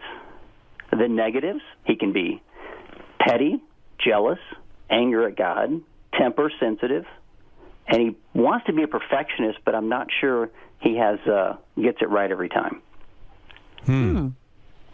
I don't know what to say. I mean, you've confused me even more about Fred. I've learned nothing. It's interesting. Well, Bart, thank you. You can check out handwriting expert Bart Baggett's website at handwritinguniversity.com. Thank you very much. Yeah, my basic course is free for your listeners today, so check it out and analyze your own handwriting today. It's absolutely free. Yes, I would like to be a handwriting expert. handwritinguniversity.com. Thanks, Howard. Imagine when I go on these talk shows, they say Howard Stern, radio personality and handwriting expert. I think I might take that course. Thank you. There you go. All right, thank you. All right, that's Bart Baggett, everybody, who knows something about our staff and their handwriting. And as you can see... Why are you... I don't think you're borderline brilliant. I do. I think you're brilliant. You know what? I do too, but it'd be awfully pretentious to say that. If I say it, it's not right. And you're not That's why I said it for you. Maybe the Kennedy Center honors will honor me. I got to think about this thing about little white lies. Do I tell little white lies all the time? You do. No. You tell me I'm handsome. Oh, stop it. She's pretty honest with most of us. Yeah. Well, Not really. She's I mean, when she has something she wants to say, she doesn't hold back. she's a diplomat. I can't believe we just booked a handwriting analyst. I mean, who didn't know Ronnie was a fucking nut job? I mean, he once wrote me in crayon and willingly refers to himself as Ricky Man. So you tell me. I needed a handwriting guy to tell me that? And we didn't know he was angry and belligerent? Oh, no. We couldn't figure that out. Who knew? Mr. Del Bate, are you a poor listener? Was this analyst correct with his analysis? I don't know. I mean, I think I've been doing the show for a long time, and it's gone well. Robin says she doesn't think I listen to her. I do. There's a lot of stuff that goes on. I mean, there's always a lot of, back and forth, and sometimes there's confusion, over a period of, years. So I don't think I'm a poor listener. Sal. Yes. Sal, do you agree with the handwriting analysis? Well, what are you saying? Oh, this is about Sal and my guy right now. Mr. Dilbert, you're not listening. Who are you? What do you want? Can I tell you a long, boring story first, and then forget about what you asked me, and then get back to it by not knowing what you said? What about the insight he gained from your chicken scratch? What do you agree with that? Or were there? Well, he said I was a little sexed up. I mean, what married man isn't? You know, I think we're all men. We're all kind of sexed up, sexually charged. What else did he say? I have a boner right now. Exactly, and it looks fantastic. Thank you. I don't really know what else he said. He kind of glossed over yours a little bit, but yeah. An emotional roller coaster. Yeah, I could see that for sure. Where are you now on this roller coaster? I'm sitting down, talking to you. Okay. And I don't like roller coasters. I've always hated roller coasters. Roller coasters make me shit in my pants. I won't go near a roller coaster. Merry-go-round, that's nice. That's a little different. Nice little horse. You sit on top. You take your time. You get to wave to people. People think you're a little wacky. It's fun. No roller coasters for me. But emotionally, I think I'm okay. I think I am. Probably not. Thanks. And that's that. Wolf. Did you have a traumatic childhood? Not that I know of. No, I don't believe, unless it's hidden deep inside the vault in there. There's a vault in there? There's a vault, yeah. And once I open it, it'll probably be nothing in there. It's like opening those boxes where you open the box, and then there's another box, and then there's another box, and then you get to the last box, it's empty. So just a big build-up for nothing. Yeah. Today's handwriting analysis painted you as witty and quick and intelligent. Yes. Oh, very honest. Yes. But also, conversely, as jealous. Yes. And God-hating. Yes. God-hating. Was it correct? I don't think he said God-hating. From me personally, however, maybe God-resenting. Nah. I mean, look. Number one, in order for me to hate God, there would have to be a God. That's right. And so take that off the table. You know what? So you'd say you're about 99% an atheist. Here's the deal. I looked at that list, and it was like Will sent a list of all 9, and you guys should show the whole list on Howard TV or whatever. On any given day, I could have been any of the 9. So, this is no offense to Mr. Baggett. I think he has an inexact science going on there. To me, it's a fun party game. I think that handwriting analysis is a very legitimate thing. You can tell somebody's forged a document or something like that. Other than that, I mean, to tell your personality from a paragraph. Right. I mean, that's almost the equivalent of like when Jackie Stallone could read a Xerox of your ass and tell you who you are as a person or whatever. I forget what the bit was. I remember I broke the Xerox machine with my ass. So I guess the only thing that Jackie could tell from my Xerox of my ass was I'm destructive. Mr. Bronk? Hey, man. Can I talk to you for a sec? Yeah. Oh, Mr. Bronk. Mr. Bronk? Do you agree with not only the process of the handwriting analysis, but also the results? What's your feeling on that? It was good. It was good. Mr. Harmeyer? Yes. Do you agree with that terrorist label you've been given? I don't know if I'm a terrorist, but maybe with that beard. All right. All right. Anything else with No, that? Bet your little jokes. Save your jokes for Maldred. Do you think you would make a good terrorist? Fuck off. Ronnie. He's a bus driver. Ronnie, why don't you like me? You're as hostile as your handwriting tendencies right now. What about? The best of 2012 is the Was this guy accurate? past year. I can Watch smell it out. coming. That's all I can tell you. Are you paranoid and not. hostile? And Yeah. do you feel betrayed? Smell it coming. Maybe. The best of I feel betrayed right now with that camera in my face. By you. That would be more annoyed than betrayed, I would say. But I mean, I guess we're just mincing words at this I don't point. care. Betrayed. I don't give a shit. No, really, you're always skeptical of people like this. Like they have an outside agenda. They're not objective. They're fans of the show. They listen. They know what's going on. So they're just attaching traits that we've already known. Right. So you admit you're paranoid. I said I'm fucking crazy, okay? What else do you want to know? So if you catch a moment. So don't get on my bad side, because revenge. Remember what he said about revenge. If you catch a moment. Like I say, there are people in my life right now that are going to feel the effects of my fucking revenge real soon. 2012 is just. Do they hold cameras or? Are they... No. All right. I'm just gonna step out while I'm ahead of the game.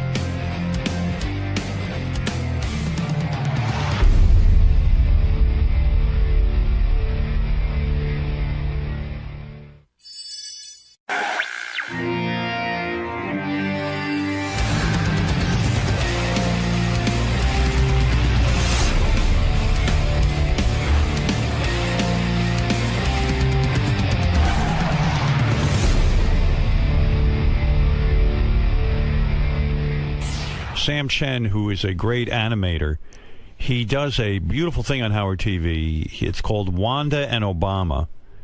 Remember I saw that too. Remember our Obama impersonator and our Wanda Sykes impersonator? Well, Sam They Chen, were together. he Yeah. put together a little animation on Howard TV, and there's an animated Robin and Howard. It's a great reenactment, and it's Sammy It's did a beautiful amazing, job. yeah. I think. Oh, there it is. There is Robin drinking her coffee, and there I she just is. did that.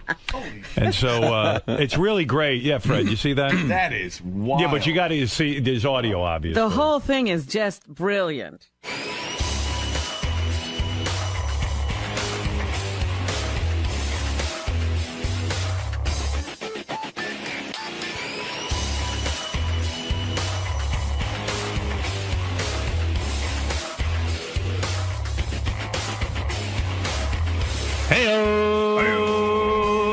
Hey-o. Yeah, good morning. Hey now, to you too. Hey now, hey now, hey now. Hey now. Let me hear Wanda Sykes. Okay, listen now. This is an election year, and we need to talk. We need to make sure Obama gets back in office so black folks can still stay in line. And that's why I'm here today, Howard. And it is an honor to be not only in front of the king of all media, but the king of all judges. You're doing a great job on America's Got Talent. Mr. President, Yes. I'll tell you why I really have enjoyed you as president for the last 4 years or whatever it's been. I have to say, when you led the military to go get Osama bin Laden, I love that. That was a very bold move. You could have avoided that. It was a bold move, but we had to get him. You had And, I think, I know, Howard, on a serious note, that Americans are in trouble. Right. But if I am lucky enough to be reelected, I want to build a bridge to the future. Right. A bridge that all Americans can jump off or sleep under. Right. Absolutely. It'll be a multi-purpose bridge, Mr. President. Walk it, sleep under it, or jump off. Absolutely. And I know unemployment is hovering somewhere around 9 or 10%. That's correct. But this is a number that we can get way down. Right. If Americans would just stop looking for work. Right. Thank you. Thank you. These are great policies. Mr. President, I've never advised the president. I never thought I'd be in a room with the president, but I'm honored to have you here today. It's a special occasion. If I said to you, in order to win the election, I think you should kill Osama bin Laden again. Do you think that would bring him back? Bring him back and kill him. I mean, I would chop his nuts off. Right. Absolutely. So you got a game plan. You're going up against Mitt Romney. Right. And you know what you're going to say when you get into debates with him, right? It's going to be a fierce debate. It's going to be tough. Absolutely. Yeah. But, it's all about America. Right. And the American worker is the most productive worker in the world. That's right. You know those little signs that say "Made in China"? Yeah. We make those. We make those? Right. Is that true? That is the truth. Mr. President. Absolutely. We make the signs. We don't make the thing they stand on. The Republicans don't want people to know that. That's a fact. That's right. That is a fact. Thank you. Thank you very much. And what about and all these people say you weren't born in this country? That's a bunch of bullshit. I mean, absolutely. The president just said bullshit. I mean, I can't believe it. I just did. We saw you kissing your wife on TV. That's right. The other day. That's the kiss right. cam. Robin, that's that. And the first time I didn't do it. And the second time I did it. That's child's play. We need a third base cam. You want to finger your wife on TV? I mean, let's just cut to the chase. She's so good looking. Who could blame her? Wanda, you're attracted to Mrs. Oh Obama? my God, Michelle, but she need to give me some fitness tips. Wanda, that's the first lady. I know that's the first. I want her to be my second lady. What you talking about? How dare you? She's a beautiful woman. I knew this was a terrible idea to come on here. I was celebrating in the streets. Now, you got to keep the black people in line, and that's what he's doing. All the white people are fucking up now. Right. Do you consider Obama black, or is he not black enough for you? No, he a black man.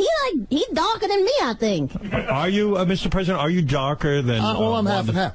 You're half, right. My father was born in Kenya, and my mother, where was she born? I don't even remember. I don't even know. We never talk about her. I don't know. In the Middle East, right? I got a Wikipedia that shit. I don't know. I have no idea. You have no idea. I was tripping. I don't know what's going on here. Well, Mr. President, it is an honor to have you with us. Howard, it is an honor to be here today. All right, guys. Thank you so much for entertaining us. We're going to be back right after these words with the news from Robin.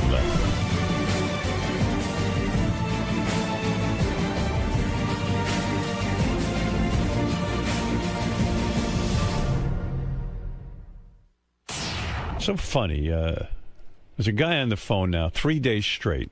He's on the phone at 6 in the morning. He stays on till 10 o'clock, every 10 or 11 o'clock, however late we go. Mm-hmm. He has the same question every day, and I never get to him. Maybe today I'll get to it. Same question. Yeah. How long has this been going on? Vince, how many days in a row have you been calling in? For this question, I'd say about since last week. Yeah, I see you on the phone at 6 a.m. first thing, and... He stays on throughout the show. He stays on throughout the show. Yeah. So this must be a very important question, whatever it is. Because I happen to love listening to the show. That's why. I do want to ask a question, and then I was just wondering if you can keep me on hold so I can listen to... Vince, do you have a job? I'm curious. I'm looking for one right now. Right, okay. How long you been out of work? On and off the last 5 years. All right. Go ahead, Vince. What do you do? What do you do? Maybe we can help. Well, I've always been in production and manufacturing, so I'm looking for work in that area right now, but there's just nothing out there right now. Yeah. All right. You picked the wrong country to be in manufacturing. Yeah, I know. But would you suggest moving to China? Yeah. Hey, by the way, Vince's parents are always like, we have the brightest, most talented kid. He's at the 10th percentile. Vince, go ahead with your question. Well, my question is actually for your dad. I just wanted to find out if you know that your dad's ever been propositioned by another woman throughout the time he's been married. That's the question you've been on hold for a week? Yeah, but see, no one's ever asked that. And But Vince, how would I know that? Would you think my father would sit me down and go, "Listen, son, what do you see that woman over there?" Yeah. Sometimes, sons and fathers sit down like after when the sons are older. And my father has never sat down with me on any occasion to tell me anything, to ask me anything. I don't think my father's ever even asked me how I feel or how you I haven't am. reached an age yet where your father wants to talk. I'm still waiting for that discussion. Like I saw my father yesterday briefly, and he just walked up and he goes, "Did you see Letterman was given that award?" And he looks at my mother. She doesn't know. What are you talking about? Yeah, it was given.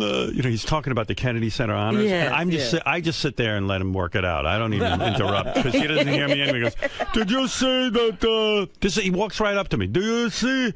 Not hello. Nothing. How's my son? Did you Hug see? me. Do you see that Letterman he was given the what? The award, and he gets more and more angry, and then finally, I just can't take it anymore. I go, "You mean the Kennedy Center honors?" Kennedy Center honors, and like he doesn't even acknowledge that I've told him the answer. It's just angry and bitter, and this has been going on. This has been the entire. My dad reads the newspaper and loves to quote what he read. But we've never actually sat. My father never sat me down. Like, even when I was going through my divorce, which was one of the lowest points in my life, I went over to talk to my parents. And, maybe this is some insight. Because my dad said not to get divorced, that to just basically maybe go out and, his advice was, why don't you just go to, have an affair. Not an affair, but he didn't even say an affair, like maybe fuck a hooker or something. A hooker? Something like that. A hooker? No, not a Is hooker, that what he but said? he says, why don't you just have a... He assumed that I was wanting to leave because I wanted to go fuck. So my mother goes, "Ben, what are you talking about?" She called him on it. Yeah, like she was like, she finally listened to him and woke up. That was his big advice to me. Like, maybe you should you go to have a... And I was like, no, I'm not looking to do that. I'm not looking to cheat on my wife. Who told you? But my dad, but that was the only insight I had to my dad maybe having some sort of sexual desire outside of my mother. Although my dad has a wandering eye. He definitely checks out chicks when they walk in a room. I always get uncomfortable with that. He definitely is a flirt. Yeah, he definitely he looks. Flirting would be less pervy. But, well, Howard, your father used to drop $1 bill on the floor in front of me. He did? And say, Robin, I dropped $1. Really? That's a man, baby. My dad did that? Yes, he did. Hold it a second. I'm gonna go puke. But my dad definitely is a man. He definitely likes looking at women, and hey, I respect that. But my dad's never sat me down and had any kind of any real conversation with me. I can only recall, like when I was young, I'd walk in the room and TV would be on, and the most sort of heartwarming discussion we'd have, he'd go, "Sit down and watch Tarzan." And I'd go, "Okay." He goes, "Tarzan is a wonderful movie." He loves Tarzan. He does. I didn't know that. Oh, anything Tarzan. And then afterwards, my dad would run through the house yelling Ungawa, because that's what Tarzan... Oh, my God. He would just be like, Ungawa! And then I'd be like happy because my dad wasn't yelling at me. At least he was happy from Ungawa. And by the way, it's Ungawa. Because he'd go, "It's amazing. That Tarzan, no matter what's going on, if he says Ungawa, the animals will do whatever he says." Ungawa means 50 different things. And then sometimes we'd watch the Three Stooges together because he liked that too.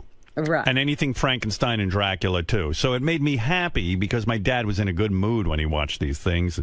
But we didn't really talk during it. If you talked during it, you were an asshole. And but as far as any sort of real conversation, like no life lessons. Like my dad, like all the years I was on the road and radio, I'd come home from time to time to see my parents, and my dad would never sit me down and go, "Is it a tough life, son? Is it hard? How's it going out there on the road?" Yeah, nothing. Never ever once was interested in me. Well, who told you about the birds and the bees? No one. My mother at one point, and I'd already gotten laid. I was like 17, a little late for the fucking party.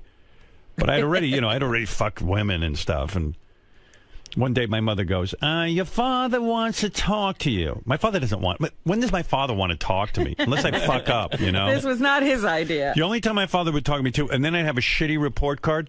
I remember once I got a D in penmanship. Uh-huh. In penmanship, when you're in grammar school. And my mother goes, your father wants to talk to you. I'm like, well, that's weird. So I go in and he goes, what is this? Your mother showed me your report card. I said, yeah. He goes, even a moron can get a D. I mean, an A in penmanship. All you got to do is write neatly. And he didn't even say to me, maybe there's a problem or... How did this happen? No, he just fucking yelled at me and said, you're an idiot. How do you get a D in penmanship? He goes, that's like getting a D in lunch. All you got to do is sit there and eat. It was so unpleasant in my house, very unpleasant. And so if my father wanted to speak to me, it meant my mother put him up to it. And clearly this is what happened. I guess someone got a hold of my mother and said Ben should give his son a lecture. You don't even think it was your mother's thought. You think somebody gave it to her. Oh, yeah, my mother didn't have those thoughts. No one thought of me. My mother thought about how I could be of service to her. Oh, dear. And how I could read her thoughts and read her moods. And my dad had nothing to do with me. So I walk in, so my mother goes, your father wants to speak to you. And I was like, okay. So I go in the room, and my dad's laying in bed, reading the New York Times on a Sunday. I remember it. And he doesn't even put the paper down. My mother goes in the bathroom, in their bedroom. They have a little bathroom in their bedroom.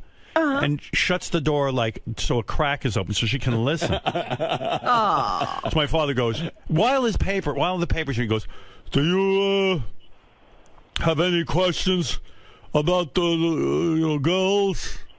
And my father has this weird, I don't want to say he has an accent, but it's like, his parents were Eastern European and, they're immigrants. And so I guess growing up on the Lower East Side, he tries to correct his accent by over-enunciating. Yeah. Do you have any questions about girls? So, like halfway even through the question, I knew what was going on, and my mom's sticking her head through the door. And I go, you know what, man? No. I got angry. I went, no. And I go, you know what? I know more than you. And I left the room. I stormed out of the room. And that was it. That was our sex talk. Well, how awkward were you the first time you had sex? It was awful because there was no porn to watch. I had only seen one porn where we had stag films back in my day. We had stag films. What you had to do to watch a stag film was get your dad's Super 8 projector, 8mm projector, loop the thing up, wait for them to leave the house, go down, set up the whole projector, and watch these films. So a friend of mine found one. Actually found it in the street. And did they actually show sex, those films? Oh, it was hardcore. It was like this. Really? Yeah, it was like you know how Marilyn Monroe was sort of chubby? Now you look at her pictures and you go, man, she had a gunt.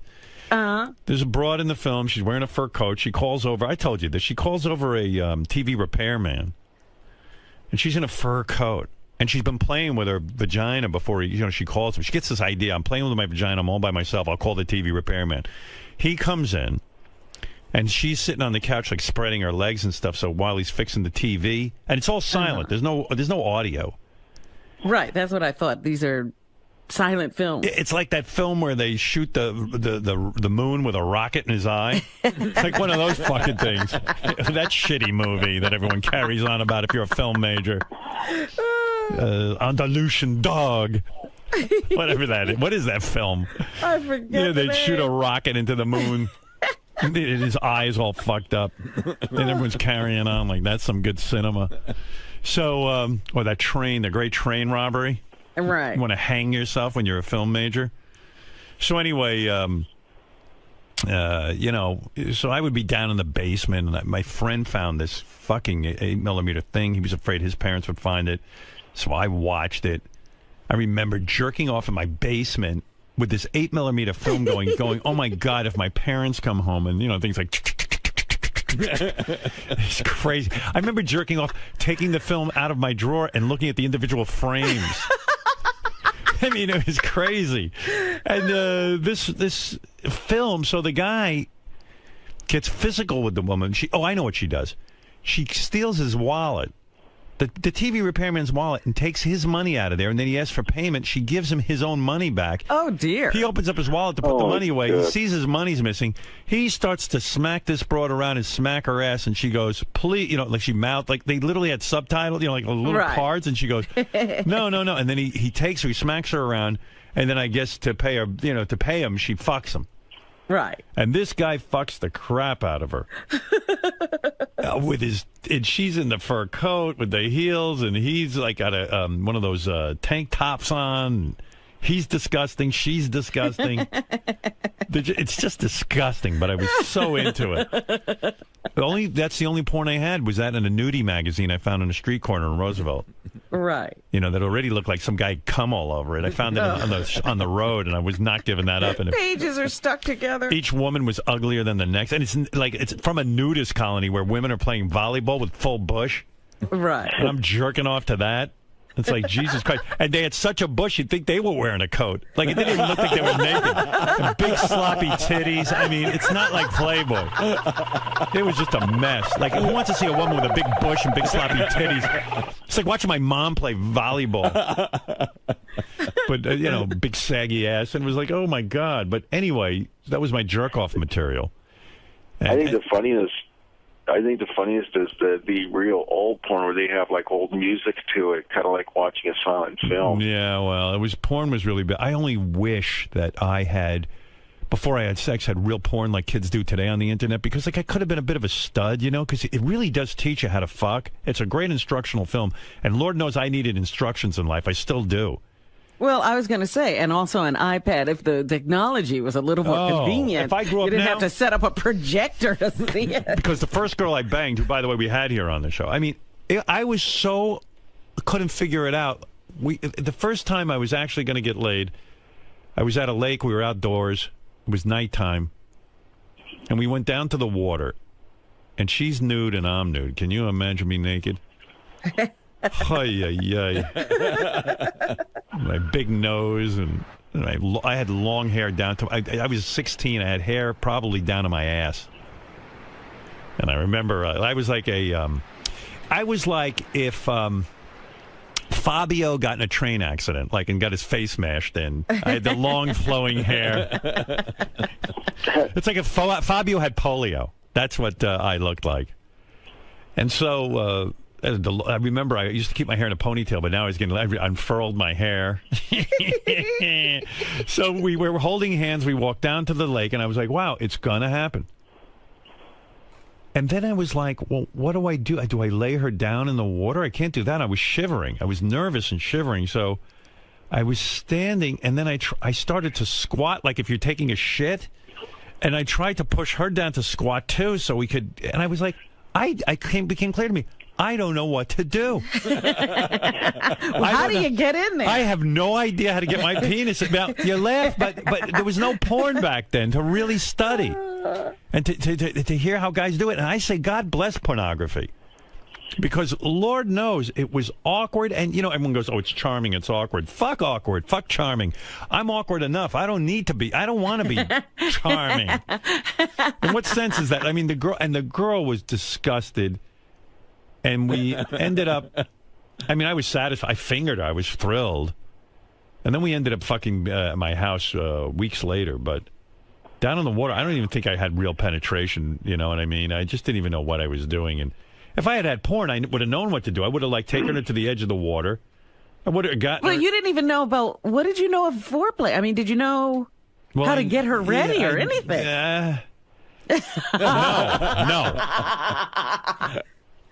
No, I remember the first time I went down on a woman. It was the second girl I was with. Beautiful, blonde-haired girl. Fantastic. She went to another high school from me. She didn't know what a loser I was back at my high school. She thought I was a drug dealer and I was cool. So don't ask, because I had pot. I had $5 worth of pot. She thought I had pounds. I made it seem like I was like this hardcore guy. And I remember I took her pants off, and I was amazed that her bush was blonde. It was almost like she was shaved because she was so light-haired. And this girl was gorgeous. I mean, big tits, the whole fucking deal. Back in the days before there were implants. And so I said, gee, I think I'm supposed to kiss her vagina. So I started to go down there, and I was, looking at it, and I was, parting the hairs. Back then, you had to part the hairs, and I started awkwardly kiss it, I guess, and then I'm halfway through, I went, "This is really demeaning." Like I'm on my knees kissing her vagina, and I'm not enjoying myself, and it's just horrible. But it looked pretty cool and everything, and then I mounted her, and I don't know, somehow I got in there for a second, and then just came and got out. It was ridiculous. sex. Well, Robin, knowing that you learned how to give head watching porn, how good do you think you're at it? She can't be very good at it if she, Excuse me, I think I'm good at it. No, every girl thinks they're good at it. Most girls are horrible at it. I guarantee you George gives better head than you do. Well, that's always been said. A guy would know what a guy would want better than I do. Poor Robin, I hate to. If you have to watch a film to learn how to give head. No, that was not my situation. That was somebody making me insecure. Oh, someone said you were bad at it? They just, whatever they said, it was like, maybe I should go take a look. Yeah, women don't, for the most part, know how to do it. I don't care. I don't care about blowjob. Although there were 2 women in my life who knew how to blow a guy. I never experienced anything like it in my life. These 2 little whores were amazing. I mean, and these are women that you actually knew, Robin. Oh, my goodness. No, you don't know one of them. One of them you don't know. One of them's an actress. You would know her if she's famous. I know of her. Yes. She blew me. My head almost exploded. And then there was another Your head one. almost caved in. No, there were 3, actually. One was sort of a loose gal, One was an actress, and one was a TV star. And this woman, I walked into her room. I met her in a hotel. I walk in, and she was dressed in the most sexy outfit I ever saw, like a woman's, like a I don't want to say an evening gown because that would be gross. I'm talking about just like a hot, sexy, like what a woman would wear to work. You know what I mean? If she was really decked, like a cocktail dress. You don't wear cocktail dresses to work. Well, okay, I'm explaining it wrong, but she looks sexy as hell. All right. And I walk in the room, and she was very seductive. And one thing leads to another, and she begins this blow job while she's squeezing her own nipples, which I never, like she was turning herself on, getting more and more into a frenzy. Well, you can imagine my delight. And I'm like, wow, really? And then all of a sudden she does a technique. I mean, what do I know? I hate these blowjobs. I could care less about them. Well, this technique, Maron, boom, explode like a maniac. No teeth involved. You could tell she's so into it because you could tell the mouth was wet. You know what I'm saying, Robin? Is the mouth not wet? Well, sometimes I don't know. You could just tell when a woman really enjoys doing it. Like she ain't doing it. You could tell she enjoyed it. Yeah, she's just doing you a favor. Yeah, she didn't vomit. There's an indication. And so it was amazing. And then I remember she even did something so this would not be sexy in any way if any other woman did it, but she left the bathroom door open. She sat down to pee, but she hiked up her dress in a way that was like fucking crazy. It was everything about her was erotic. Then she came back, yeah. And she came back in the room and then had sex, and it was like, wow. I mean, wow. And I don't know what happened, but we saw each other once or twice after that. And then we didn't get in touch anymore. I know it sounds crazy. You would think, well, Howard, why? Yeah, why wouldn't you go back there? Why wouldn't you keep her around? I think the chemistry was wrong, believe it or not. Now, I know that sounds weird. I mean, just as a human being, I think the chemistry was wrong. She actually probably scared the shit out of me. Out of bed, it was wrong. You know what? Anybody too good in bed scares me. Well, Robin, do you enjoy watching porn when you're getting... By the way, Benji and Fred just came. Wow. Yeah, spontaneously. Just from you telling that story. Yeah, Benji was manipulating himself. George was like, I don't care about girls. I don't want to hear about it. I was thinking of you. You were thinking of me? Yeah, how excited you were getting. Oh, I'm so gross. I'm so grotesque. I mean, I'm hideous looking. I mean, you are not. I saw a clip of me yesterday making my announcement about AGT. from Howard TV. I looked particularly bad yesterday. Oh, dear. And I went, who the hell? And then, I even went home and Beth was dressed up. She went to a charity thing last night. She was all decked out. And I looked at myself in the mirror. And I actually thought I looked good yesterday. And then I took a good hard look and I went, you look awful. I mean, you're hideous. Will you stop that? I really am. I can't stand it that I don't look like Stamos or Rob Lowe or Johnny Depp or Brad Pitt. It's just not right. I deserve to look somewhat human. You really are so hard on yourself. Well, George, disgusting. why don't you can't be hard on yourself after George, listening to Howard. Be honest. It's you know what? No gay man's attracted to me. Well, tell the truth. Tell the truth. You know what? You would never fuck It's not just your looks. It's also who you are. But talk about my looks. And that's forget about who I am. Well, you're certainly I'm not a vomit. Brad Pitt. You're not George Clooney. Go ahead. Who else am I not? Keep going, George. I feel great. You are I'm you. Not, yeah. And you are an attractive man. No, stop. Yes, you are. All right. No, okay. you got to quit saying that. Would you blow I'm me? so surprised. Would you blow me? Seriously, would you blow me? I would. Hey, would you blow me? Yeah. You would? I would. Do you ever hear of a guy named Hey, would you blow me? I'm sure he's called your house. Keep this must have called your house. You are so out of character when you're so hard on yourself. What? Like that. You are so out of character I when you're so hard on not out yourself. of character. I'm honest. No. I know what I look like. Well, you're comparing yourself against some of the extraordinarily good-looking I think men. Steve Buscemi is better looking than me. Get out! Yeah. Oh, you're getting ridiculous. Way. Yeah. Now you're getting ridiculous. I'm watching Boardwalk Empire. Your mouth is fine. Your nose is extraordinary. Your eyes are fine. I mean, but it's not ugly. It's you. It's who you are. Do you do Botox? Oh no. You don't. No, I don't. Why? I don't know. You look good. You look good. You look good. Well, you look youthful. For a guy exercise. 70-something years old, you look young. Are you thinking of doing Botox, No, Howard? fuck no. You ever see these guys who I do don't it? No, believe in that. no, I would never That's do ridiculous. it. I was wondering if George did it. No, I do not. You do not? This is me. No, he doesn't have that What you feminine see look that is those guys what you- have. Yeah. No, This you is look all good. me. You look good. Well, so do you. Yeah, okay. And you let's gotta blow stop each other. that. I'm going to call your bluff right now. Blow me right now. Let me see you do it. You will? Would you mind? Get it out. We'll get it is out. George, I know you won't. Here's do something that. I learned from my dad. You look good. Pick up this dollar bill. I can't believe my dad did that. Yeah, I was wearing a strapless quit saying gown. you We were look doing ugly. something. Yeah. You were wearing a strapless? A strapless gown. Yeah. And your dad dropped a dollar bill on the floor. Did you pick it up? No, I was like, what are you doing? And he just started laughing. He's a card, my old man. Well, Robin, when you Robin Sweetie. Robin Sweetie, Yeah. when you're getting intimate with a guy, do you enjoy watching porn or with him, or are you one of those women? No, she's very No, I'm not a romantic. porn person. No, she watched the porn to learn how to blow people.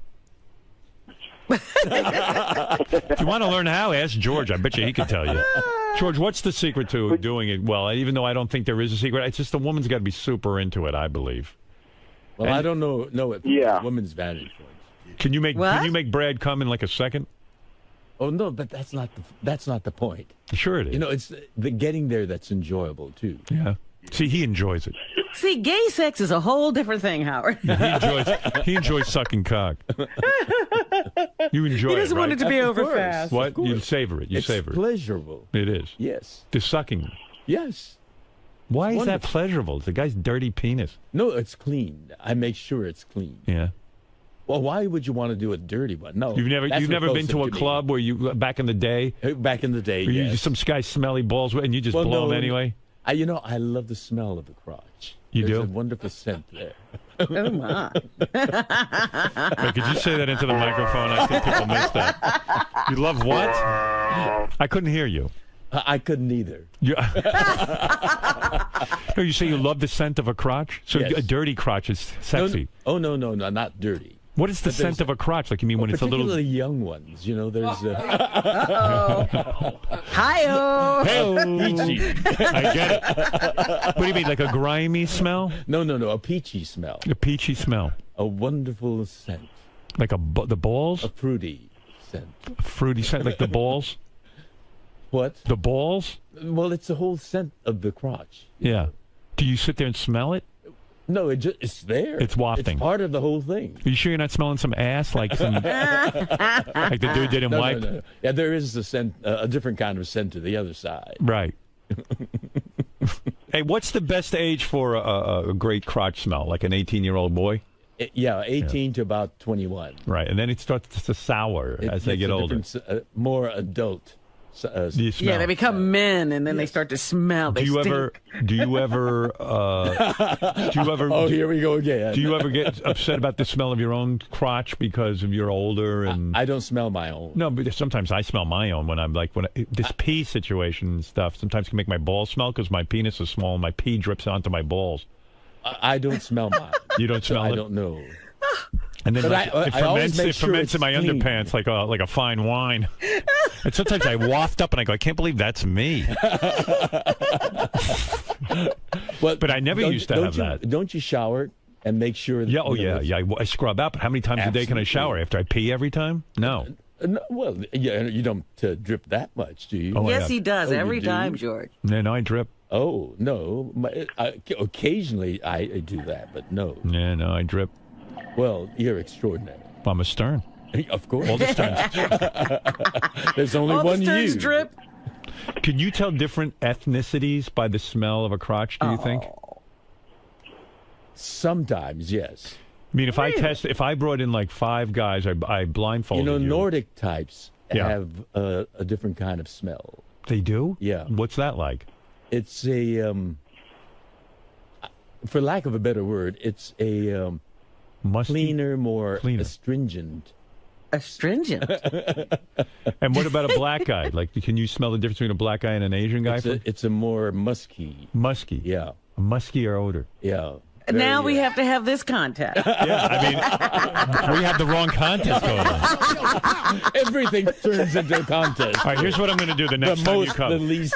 The next time you come here, because today I have the beautiful cock contest for you. Next time you come, I'm going to get an Asian, a black, a Hispanic, a Nordic, and I get to smell them. You'll smell them blindfolded. And you try to, And you'll try and tell me what race they are. All right. I would like to see that.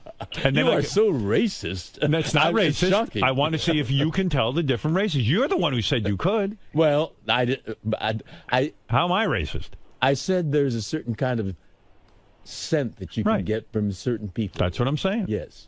And sometimes they turn out to be... You know what I'm going to do? In the contest, I'm going to mix in like a dog, too. That'll be a good visual. Anyway, so, all right, George, that'll be the next time. Next time. Right. What is it, Sal?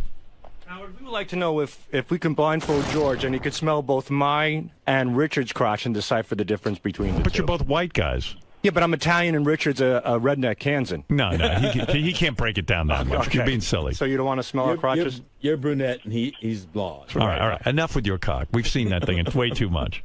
That's Sal They're both Gubernal. clean, though. Sal Gubernal. Governor. Right. One day I'll get it right.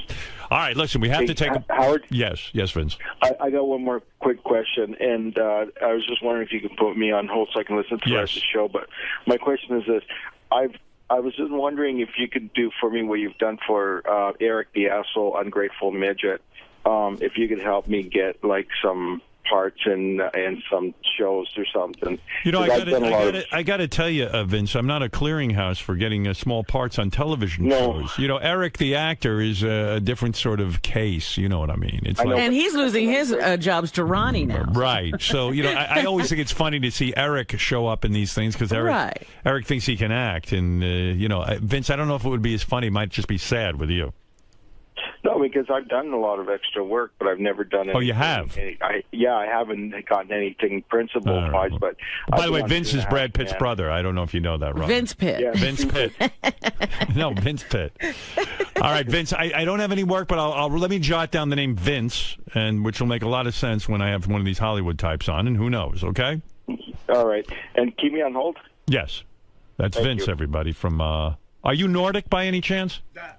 Well, actually, I'm originally from Toronto, and then I moved to L.A. About 94 when the North earthquake happened. I might have some work for you if you let George smell your crotch. Okay, that's fine. All right, hold on, Vince. I was actually thinking about entering that penis contest, but I didn't get in there in time. How's Canadian crotch smell, George? Any difference? Actually, I was born in It's Poland. not nationally specific. Okay. All right. Thank you, Vince. Hold on. All right. Fascinating guy, Vince. George, may I have a moment briefly Yes, with you? yes. Talk to me more about the importance of a smell of a penis. The way, how distinct it can be, because a lot of Well, it's people not don't just realize the penis. It's the whole crotch area, you know. There's a certain musk that men have that can be very erotic. And it begins, you know, the younger crotches have a... And they're all they all have to be clean, but it has a peachy scent, and then it takes on a more substantial masculine musk. And each stage of that development of the crotch has an interesting quality to it. And it gets eroticism. rich. Oh, absolutely. But they all have to be clean. I don't like those dirty ones. You also notice that different races have different scents. Have you ever smelled a black man's crotch that smelled like a Nordic man's crotch? No, a black man has. Can a they mix? Well, in the same Are they way that that there's pigmentation differences. Right. There's a different a scent with dark crotch as opposed to a light, more blonde crotch. And to think modern science has only begun to tap this. Oh, no. I think people throughout the ages have been aware of the importance of scent, smell. Well, thank you, George. It's certainly been a red letter day today. Thank you, sir.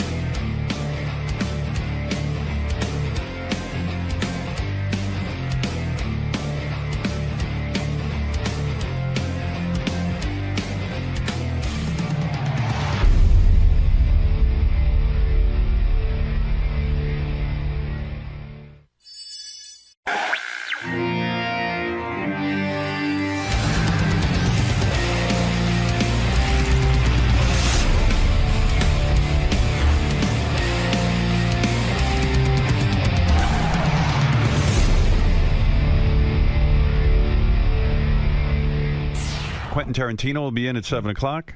Oh, wonderful. The great film director who stops by and sees us every once in a while. Maybe there'll be a role for George. Who knows? The last time he was here, we had some great times, and look forward to talking to this guy. He's considered one of the greatest directors that ever lived, and I admire him. He says he's going to make 10 films in his life, and then he's going to retire because he says there's nothing worse than an old, out-of-touch director. Well, how many has he made so far? I think about 7, he says. So he's got three more to do? Yeah, that's it, and he's done. Oh, dear. Yeah. Our loss. By the way, he'll get old and keep making films. Of course. They all do. Yeah, right. Absolutely. People say these things, but they never live up to them. Play it right, George. You could end up in one of his movies. I would love that. Yeah. I'd make a good samurai. Yes, absolutely you would. Why didn't he call you for Kill Bill? He did it because he said, I don't want a guy who says samurai. Samurai. All right, look, we got to take a break. We'll talk to Quentin when we get back, right after these words. We have Quentin Tarantino here. We're going to bring him in. You say that so matter-of-factly. He's a good dude, man. Yeah, but you should give him a little bit more of a... Great movies, great director, great writer, great everything, man. He does everything. Acts, does the whole deal. Thank you. That's what I was looking for. All right. Mr. Quentin Tarantino. Hey. Good morning. Good morning. How are you? Pretty good. Welcome back. Thank you. You're here today promoting Django Unchained. Yes, I am. And so much more when it comes to talking to Howard on it. Yes. Exactly. So, Quentin, do you look forward to these interviews with him, or does it get a little bit squeamish at certain points? No, I always have a good time.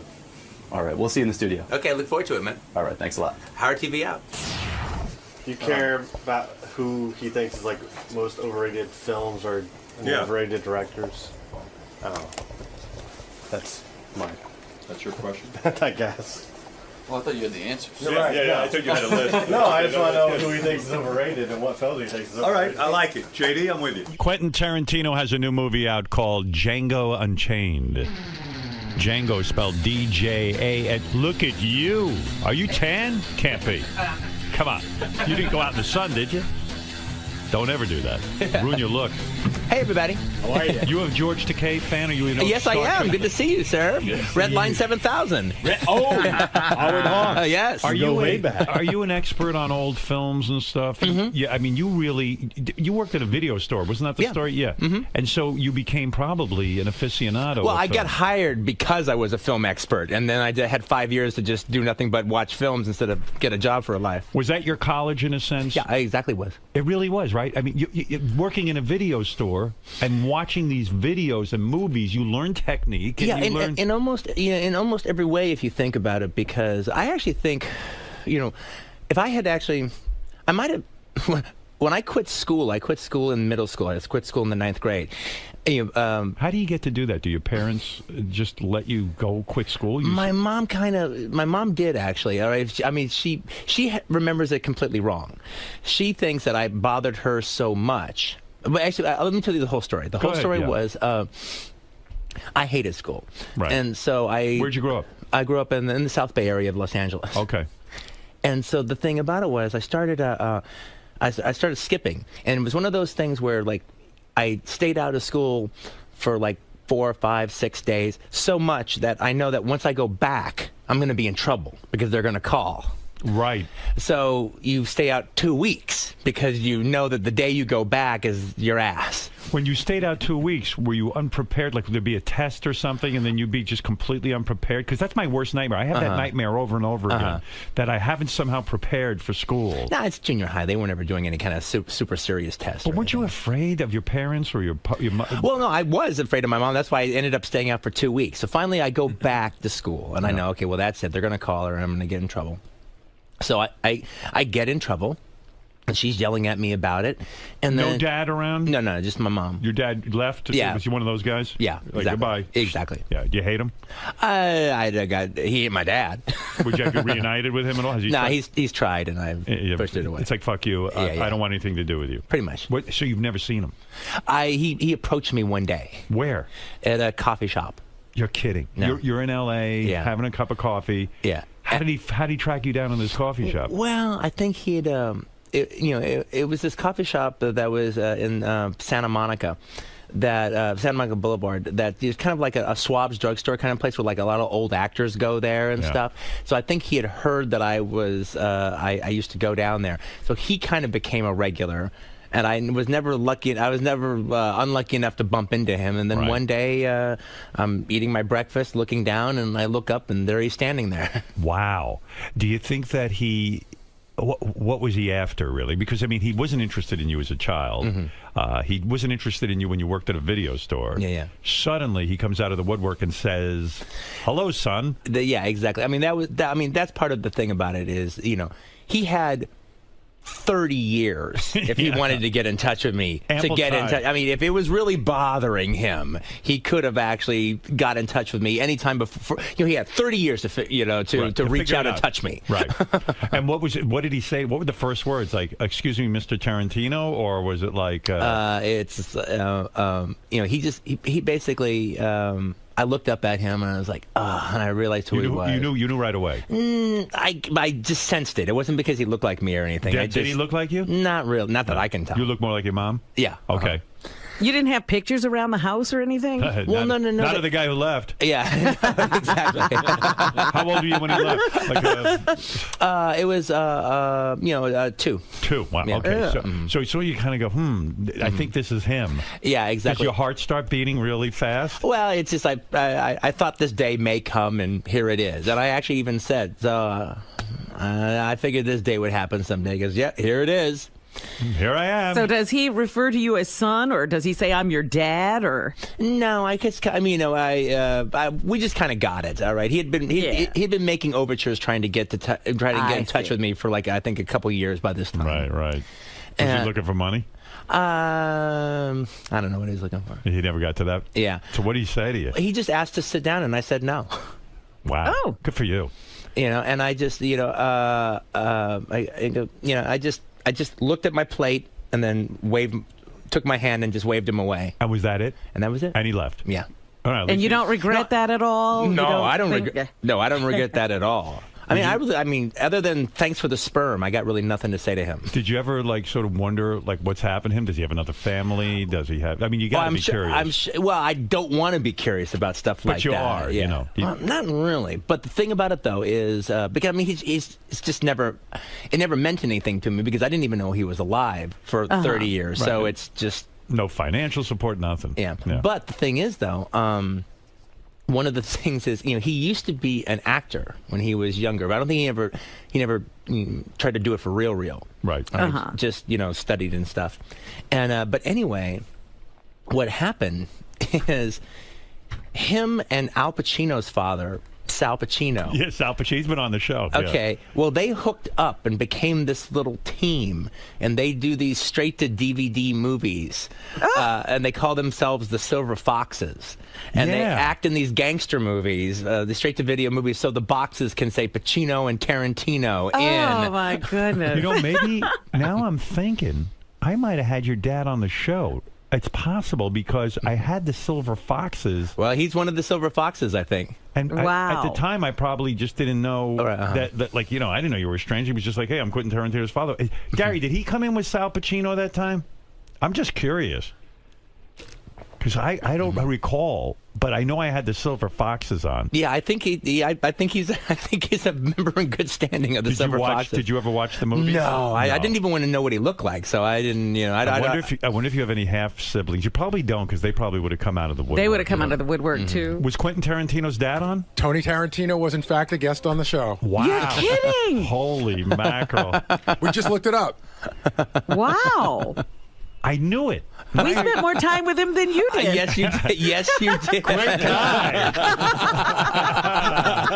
I got to go back and listen to that interview. Yeah. Did he come in here trying to act like he was your pal? I'm wondering. I don't remember. Or did he? Well, the thing that was so disheartening once was Premiere Magazine found him out of the blue at the height of my Pulp Fiction shit. All right. Yeah, right. And got in touch with him, and they interviewed him. And I haven't spoken to Premiere Magazine from this day after they did that because I mean, what kind of Sun UK tabloid thing is this to go find the guy who I never met and interview him? Maybe they were like me, like the guy came in. I just assumed, okay, these guys came in to promote a movie. I thought it was interesting to meet the sons of the, the fathers of these great sons, especially Al Pacino, Quentin Tarantino. I remember, but I don't remember if he I'm sure I must have asked him if you're close to Quentin.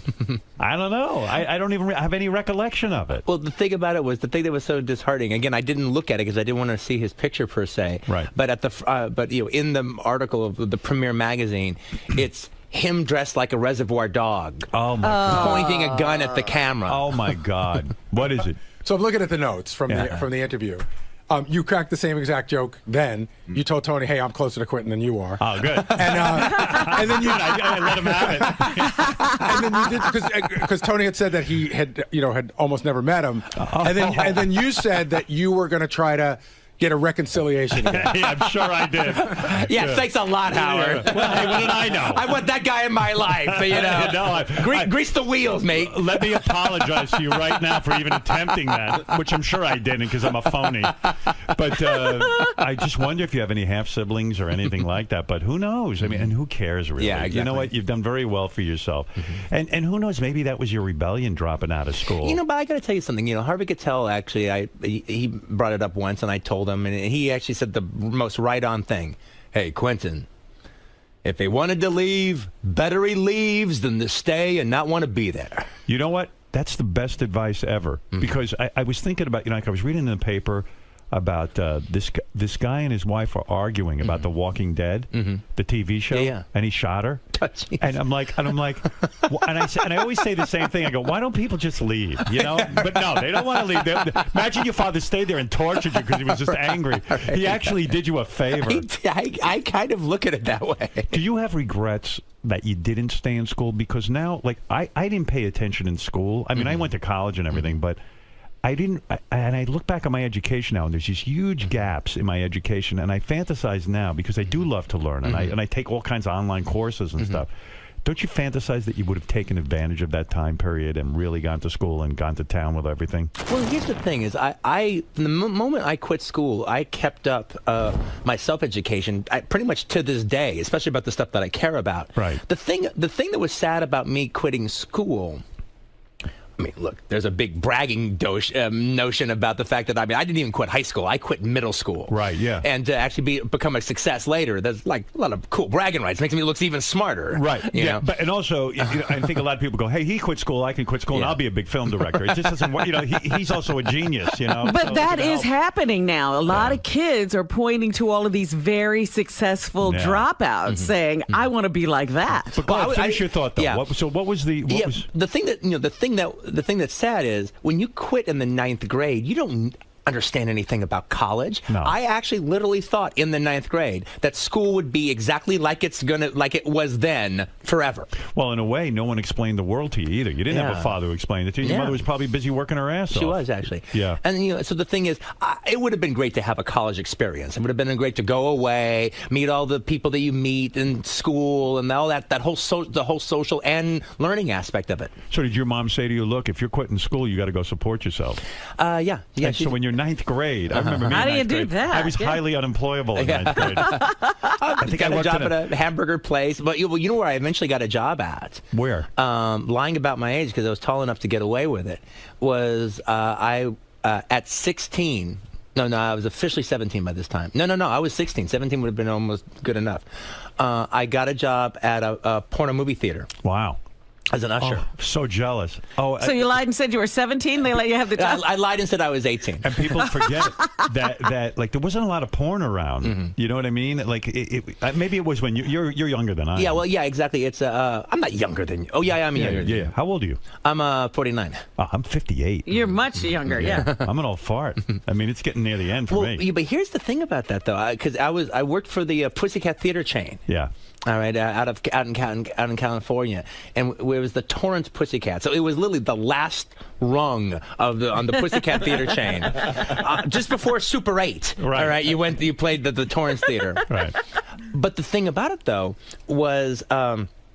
You know that moment in Boogie Nights where it's like a big moment where they stop shooting on film and start shooting on video? Yeah. Yes. And then they make a big deal like that. It's the end of it all, the end of an era. Yeah. Okay, this was literally like in 1979. So it was the last bastion of the early part of Boogie Nights. Right. Literally the last year before video would kind of take over everything. Right. And, so it was still always 35mm film in the theaters, and it was still the glory days of the 70s. Though some of those old stars were still hanging in there. Right. and you hate the digital age, right? Yeah. I mean, you're one of those old school guys, man. You just love film. I didn't get into this for this digital crap. I got into this for film, 24 frames a second, the whole flicker effect of it all. But why is it so important to you, seriously? I mean, when you think about it, telling a good story on film or digital, isn't it just about the story? If you're talking about watching it at home, absolutely, positively, who cares? Right. All right. The best quality is the best. Right. But if you're talking about me leaving my house to just watch a DVD in public, right, with a bunch of people, there's nothing special about that. Because film is a better quality. Yeah. Well, it's a better quality. There's a reason to leave. It's Do you think beautiful. the average schlub cares about that, though? I mean, you're an aficionado.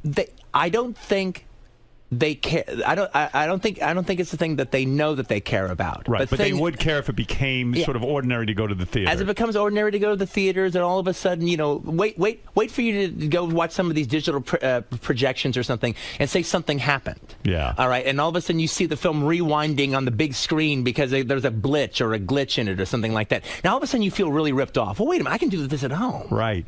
How does a guy with such limited education become a screenwriter. I mean, I know you tried to be an actor for a while, and then all of a sudden, when you'd go to acting class, they'd say, "Hey, this thing you wrote is really good," and it started to dawn on you that you were a better writer and director than you were perhaps an actor.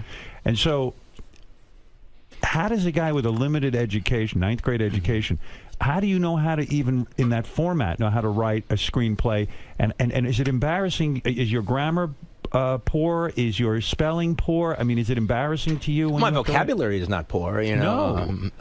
No, but my spelling is not. My spelling was never great. Right. But you got spell check. Yeah, exactly. Even before I left school, my spelling was pretty bad. But how did you learn how to write a screenplay? Did you study screenplays and screenplay writing? Oh yeah, well, I was actually literally writing screenplays in school. Or those little ABC after school specials. I'd come up with some story, and I'd be that would be what I was doing in school. I'd be doing my own writing and my own stuff, not the schoolwork. The last time you were here, you were promoting Inglourious Basterds. Great movie. I loved it. Eli Roth was in it. But you described that when you write a film, a lot of times when you're done, you send it right to Leonardo DiCaprio. You love him as an actor. And you let him see it, and you say, "Hey, is there a role here that might interest you?"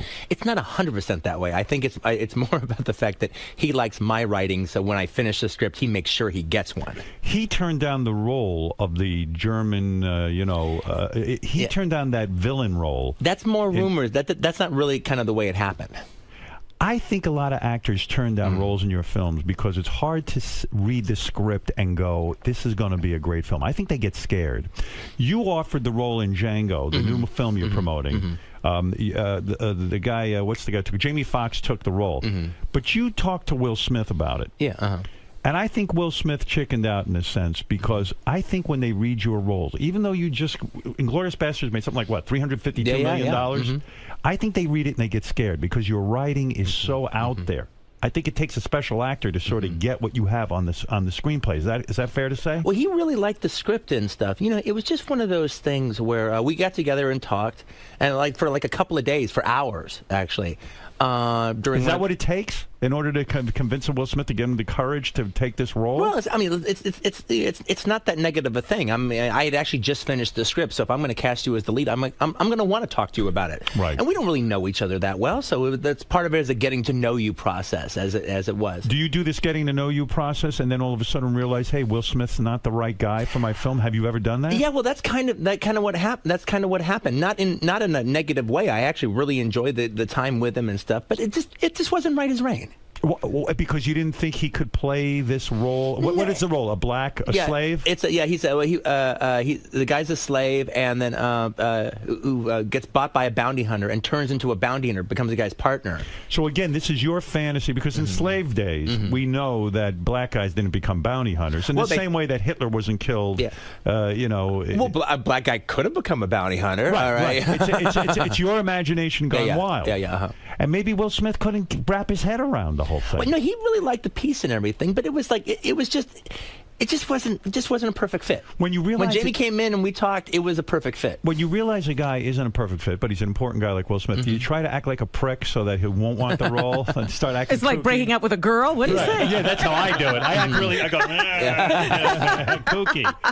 But seriously, that's an awkward thing because Will Smith's a powerful guy in Hollywood, as you are, and all of a sudden you realize like at what point do you go? I don't think you're right for this. Well, it was it's never quite like that because actually he was actually a really fascinating guy, and it was actually real fun to talk to him about the material because we kind of had this really cool thing where I could say anything and he could say anything. Did you smoke weed with him? No.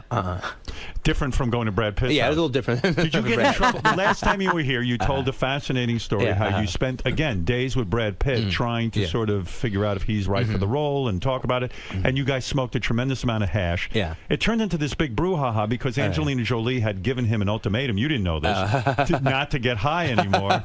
And it came especially with the kids. With the kids in the house, which you describe as well. I thought maybe you would have gotten a phone call from Brad Pitt where he'd say, hey, what the fuck are you doing? doing, man?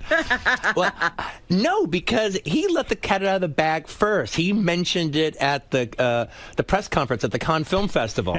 So then it was I wasn't going to bring it up. He brought it up, and the minute he brought it up, I could bring it up. Right. And You said, hey, this must be cool to talk about. Yeah, exactly. For some reason, it had more impact when it was here. When than you said it. When you said it. Yeah, right. I don't think they believed him. You, they believed.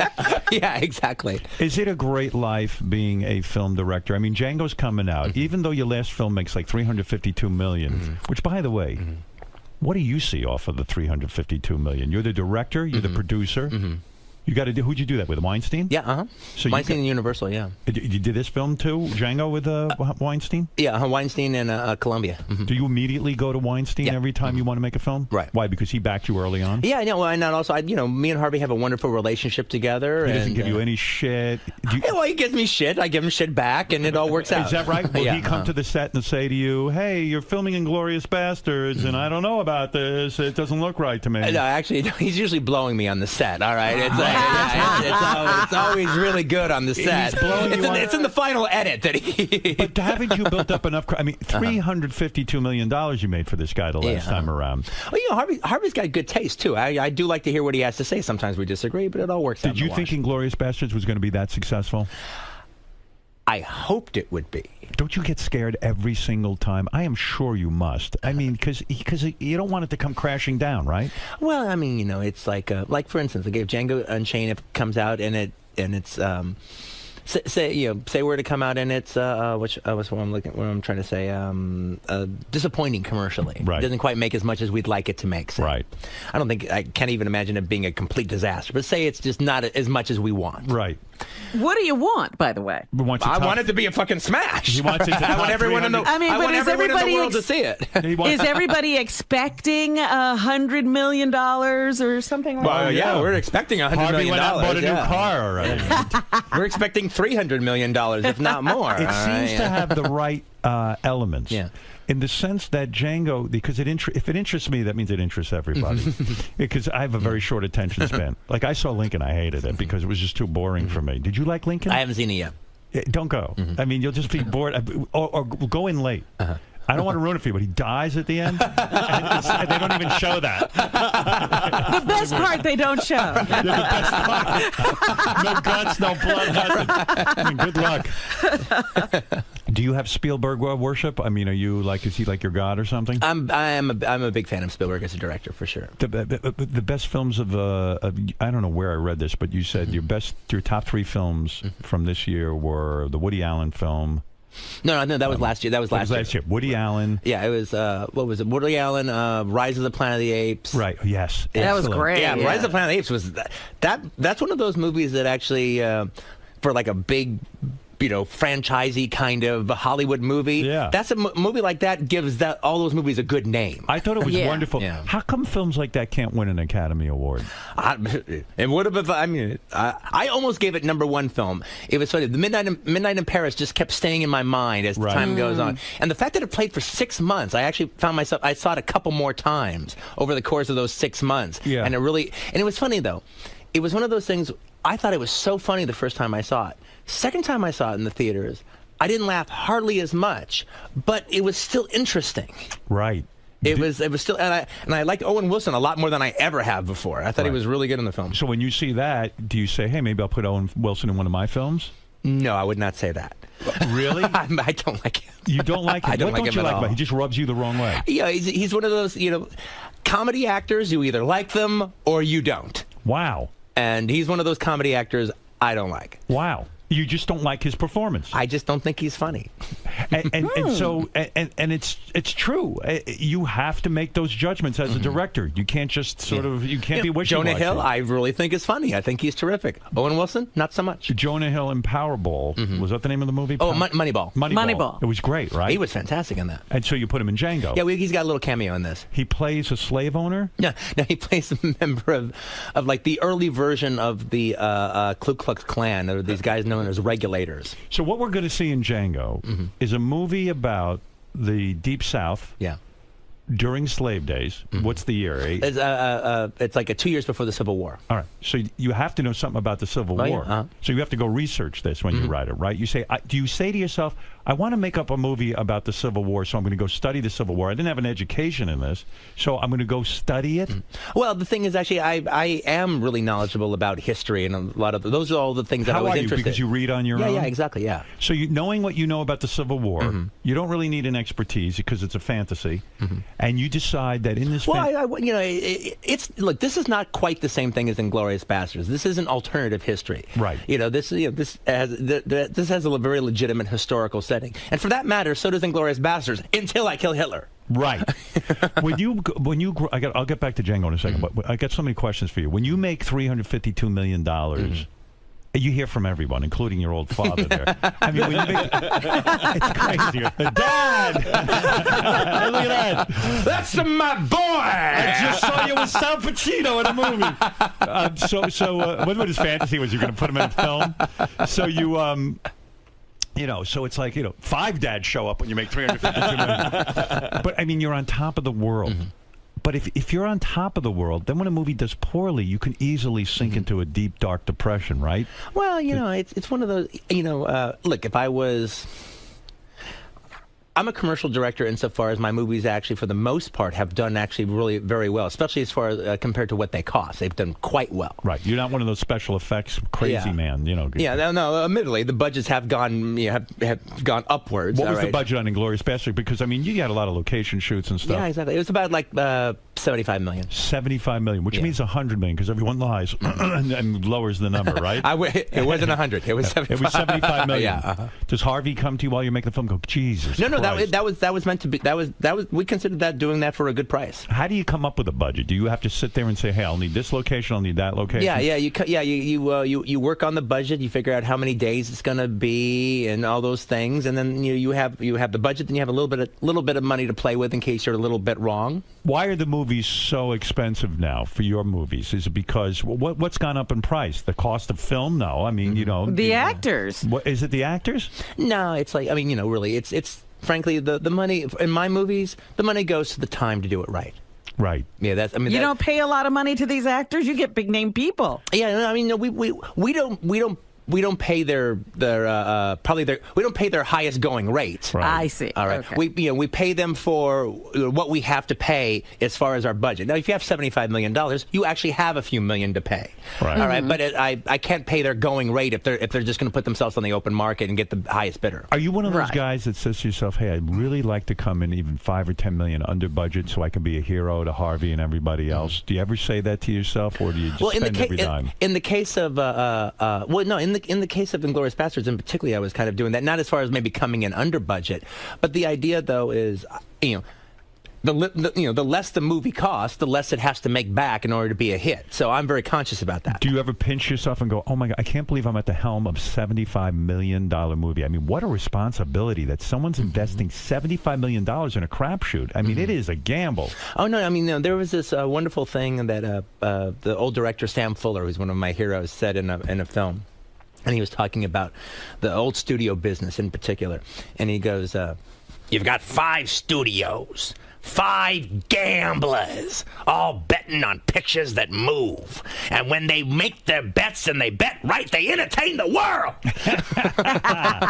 But it is a lot of pressure. It eats at you, because if you're any kind of normal human being and you care about your career and you have an ego, you can't believe that you wrote this thing in your room, and now $75 million is going to be invested in this thing. Do you ever put up your own money? Not in. I have before in other weird circumstances, but I don't have to in that kind of circumstance. What I have done before is I've gone way over, and when I went way over, I said, "Okay, well, let's take it out of my back end." So I'm kind of paying for what I know I would have got on the back end. I'll invest in the movie. Do you think that's fair? I mean, really, in the sense that it's not like you deviously went over budget. It's just it happened. And since those guys are the money guys, that's their responsibility, and yours is the creative side. Well, it depends. It's one of those situations. I mean, if it is really not my fault, that's another thing. Does your agent shake you and go, Quentin, don't put up your own money? He would rather I not do that. Right. But but if it is a situation, no, I am choosing to do this. I want to do this. I'd rather invest in myself and invest in the movie. I'm rich. I don't need more. Right. So, but I'm doing the math here. If you have a $75 million, even as great as it is, $352 million for Inglourious Bastards, and that's an astounding box office. $75 million here, then you got to pay the actors. They probably get a piece of the back end. By the time it's all done, I'm not saying you don't make a decent amount of money, but I'm going to say you get about $10 million out of that. Double that. Double it. So you can end up with 20 mil. More. Wow. More. Well, that's a decent payday. That's what I'm saying. That's why, that's why it's like, in the case of like Django Unchained, that was one of those things where we went over, and I wanted 3 more weeks, and I kind of invested in myself a little bit as far as the 3 weeks were concerned. And as far as my back end, but no, if we do really well, then I'll get everything that I'm supposed to get. Your movies, though, are very adult. Yeah. So do you get there's no real merchandising, or maybe there is. Well, no, they're not in Toys R Us, but actually all my movies I've done for the last few films have all had dolls made on them, G.I. Joe kind of dolls and all that kind of stuff. Like that Pussy car or whatever the hell it was. Yeah, Pussy Wagon, yeah. Pussy Wagon. Do you own the Pussy Wagon? Oh, yeah, I do actually, yeah. Is it parked in your driveway? It's in my driveway. Is that to be kooky, or is that because you really think that's a great thing to do, to have a Pussy Wagon parked in your... Well, I do like that truck. I don't want it sitting in a warehouse somewhere. But it's kind of fun. You go to Quentin Tarantino's house, and there's the Pussy Wagon. Absolutely. And every once in a while, it's fun to get your friends in there and go, and especially if you've been up all night at a club or something, and then you come home and you want to roll into breakfast, and everyone pours into the Pussy Wagon. When everyone tells you you're a genius, which you are. I mean, you were a brilliant filmmaker. You've written these things and produced them and directed them. Does it go to your head? Do you start to really feel that you're superior to other human beings? No. You don't? Well, Look at him. Well, what are you saying? I know what she's saying. What is she saying? I'm sitting there. She's nothing but a bitch to me. Every time I come in, she kisses everybody else's ass and is a bitch to me.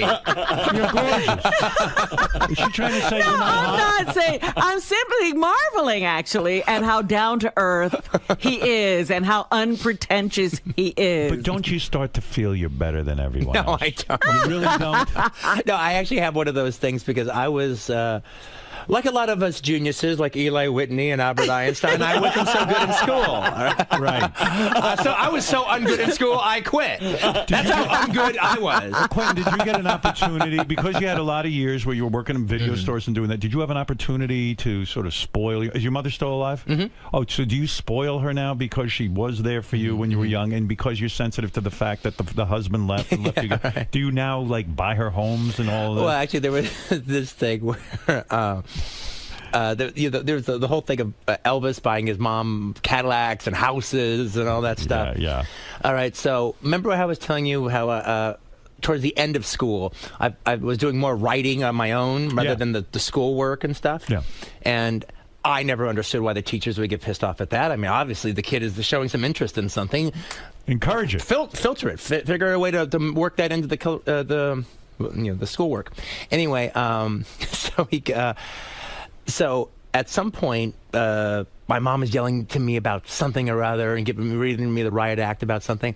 And then she goes, "Oh, and by the way, this little writing career of yours is over." Good idea, Mom. Another great idea. Yeah, I'll go work in a laundromat.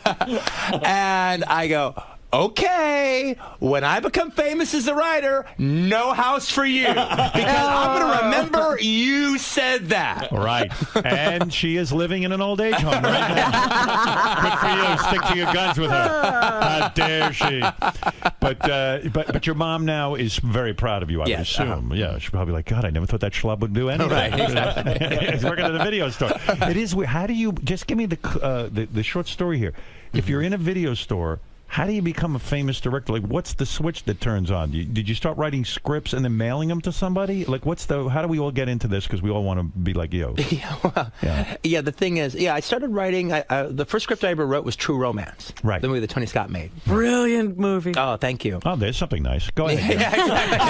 He says don't kiss his ass. I love all of his movies. 5 minutes ago. I love everything he's written. I love everything he's filmed. 5 minutes ago, you were an ugly troll. Now you said that. I never said that. I said it about me. Anyway, go ahead. So what is it? So you write True Romance. So I write True Romance, and then tried for a long time to get it going. Couldn't get it going. Right. Then I wrote Natural Born Killers. Right. Tried for a long time to get that going. Couldn't get it going. Wasn't working in the video store anymore. I had some weird little odd jobs keeping When you going. say try to get it going, you'd mail it to studios? No, I was actually trying to raise the money independently to shoot it and stuff. I didn't think anyone wanted to buy it, and nor did anyone want to buy it. Because I now, who are you trying to raise money from? Did you know the money people? I didn't. Well, that was part of the problem. We didn't know anybody, but we were trying. And I would think, I think it takes a lot of imagination to look at your scripts and say, "Hey, this would be a hit film," because they're out there, right? Well, what ended up happening was, True Romance could definitely show that I could write for sure. However, though, movies have changed. True Romance at the time when it came out, not even the movie, but when the script, everyone read it and thought, this is the wrong way to do it. He's taught the dialogue scenes go on too long. There's too many cuss words. There's this, there's that. It seemed like I didn't know what I was doing because writing wasn't done that way in scripts. Right. Maybe David Mamet at the most, but that's it. So in other words, you broke the format in how you write a screenplay. I couldn't get past the readers at studios. Right. The minute people actually in the studios who read boring scripts all the time actually read my shit, they were like, this shit is awesome.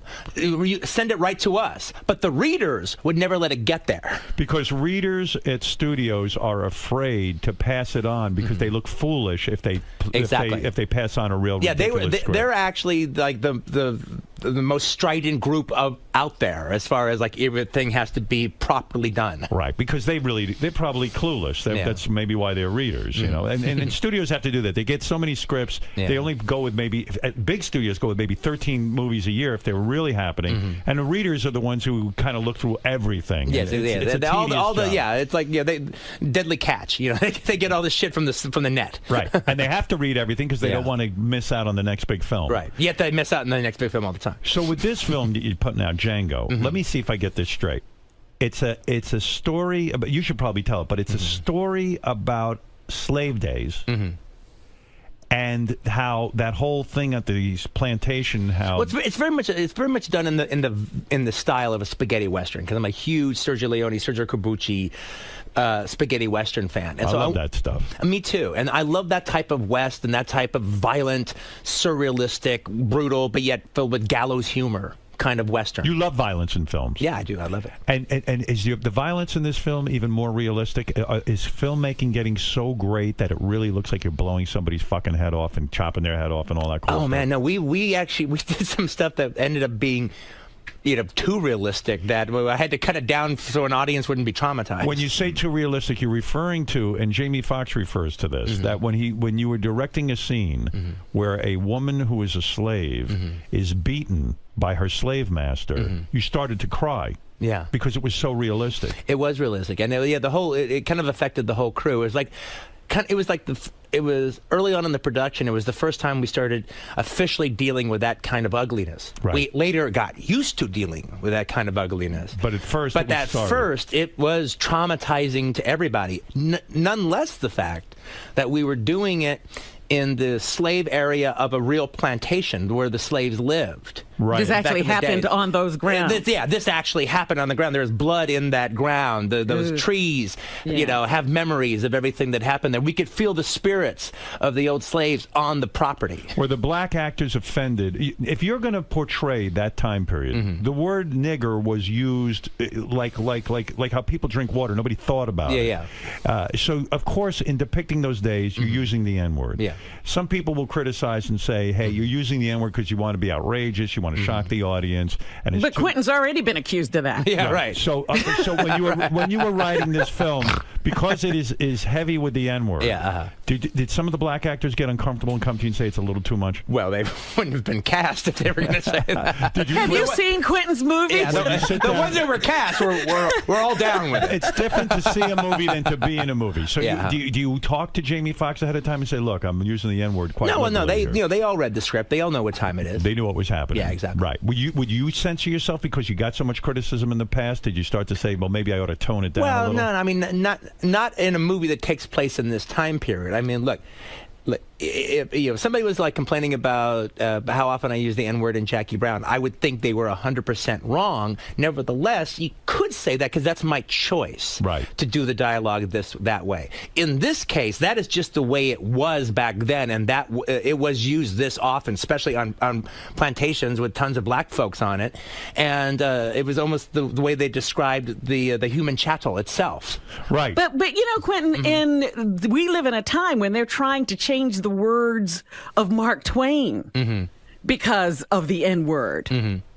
And so do you get pressure from studios? Well, there was one.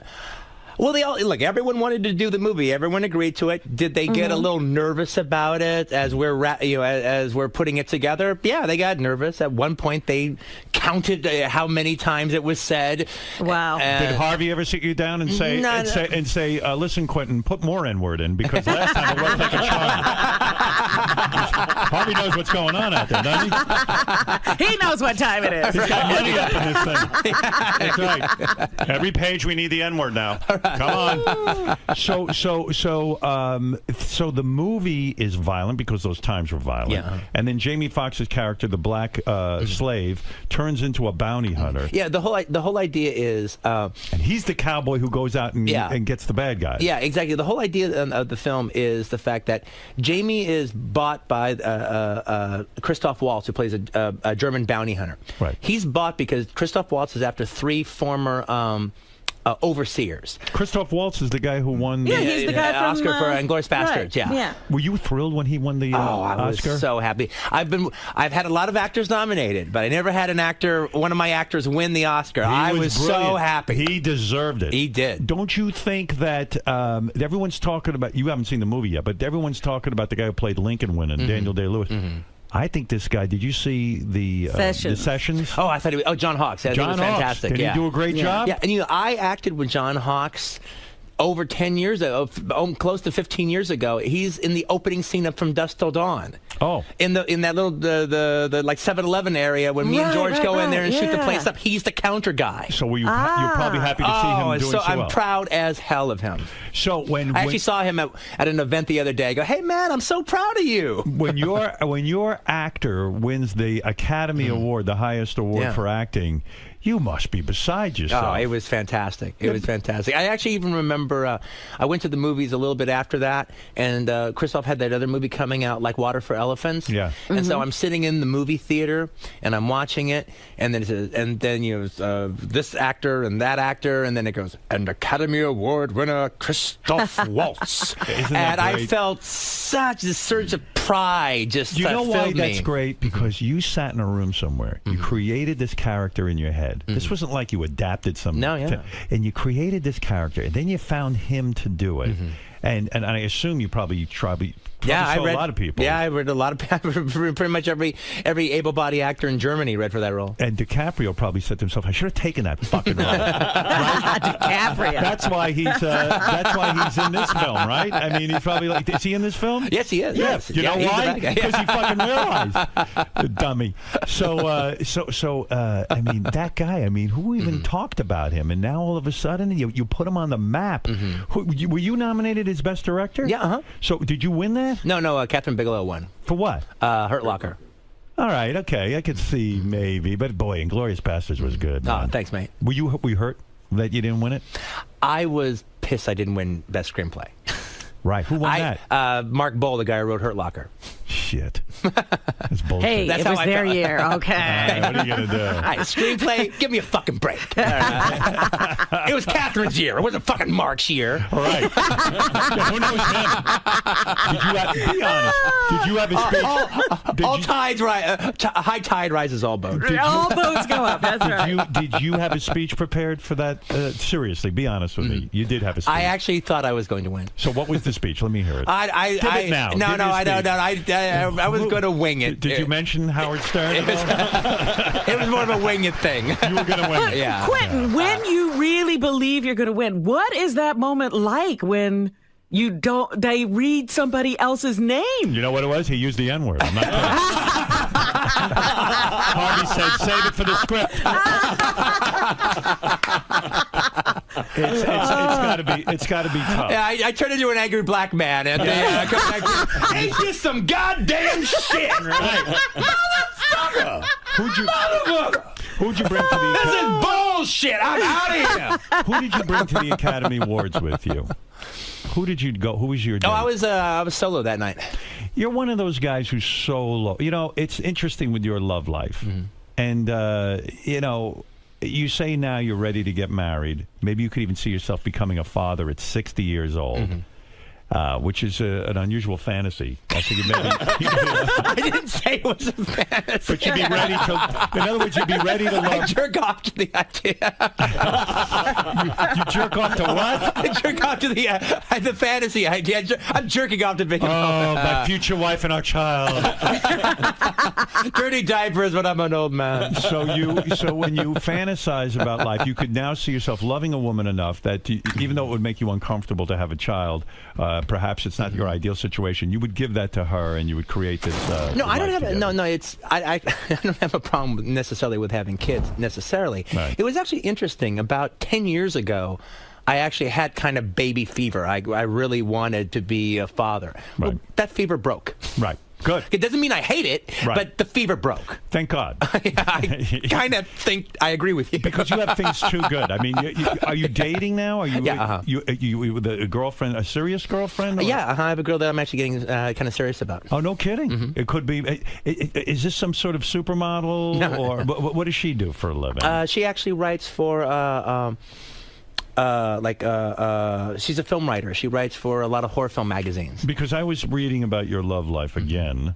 In 2010, you were spotted dancing with model Eugenia Chernshova. Oh, yeah. Were you dating her? I wasn't dating her. I met her at a festival, so we had a nice little dancing thing. Very nice. And did it turn to lovemaking? Not per se. Not per se. What does that mean? You know, are you a quirky guy? Because then I read something about that. Where did I read this? I should. You in 2011, a 23-year-old Indian girl named. Don't go into all this stuff. Did you suck her toes and beat off? I'm not going to talk about that. What do you mean? What is it? Why is that a sensitive thing? Yeah, kind of sensitive. I mean, because it was a really mean thing that she did. What did she do? I don't know. I swear I don't know anything about this. What is? Give me as much as you can. I will give you just a little bit if we can. Thank you. Drop it after that. Okay, but fair enough. I'll drop it. I promise. Basically, the thing is, it was right at the beginning of a very beginning of pre-production. Jamie Foxx takes me to this party, and I walk in the party, and the place is jumping right away. Right. And then within 10 minutes, this okay girl comes over to me, but she's really aggressive. Really aggressive. I know the feeling. And and so she's like totally making out with me and whatever. And I should have stopped it, but I didn't. And you're a guy. Yeah, it was kind of that thing. It was kind of that thing, and kind of a weird combination of the fact that. I'm hanging out with Jamie for the very first time, so I walk into a party and all of a sudden I'm macking with some chick in the first 10 minutes. Yeah. So I'm looking kind of cool. Right. And I'm not even really that into her, but I'm allowing myself the hubris of it all. You're allowing yourself to be used. Yeah. Right, yeah. And, but I mean, she's like grabbing my joint and the whole just full-on aggression, all right, as far as like, hot to trot. And I ended up taking her home and was actually a real nice gentleman to her. Right. And then drove her home the next day and everything, and that was that. And then she wrote in the nastiest way, in great detail, all about it, and sent it everywhere. And where does she write this? On the internet? Yeah. Mm-hmm. Wow. That does hurt, and that is a use. Yeah. But does that surprise you? Well, yes. It never happened before.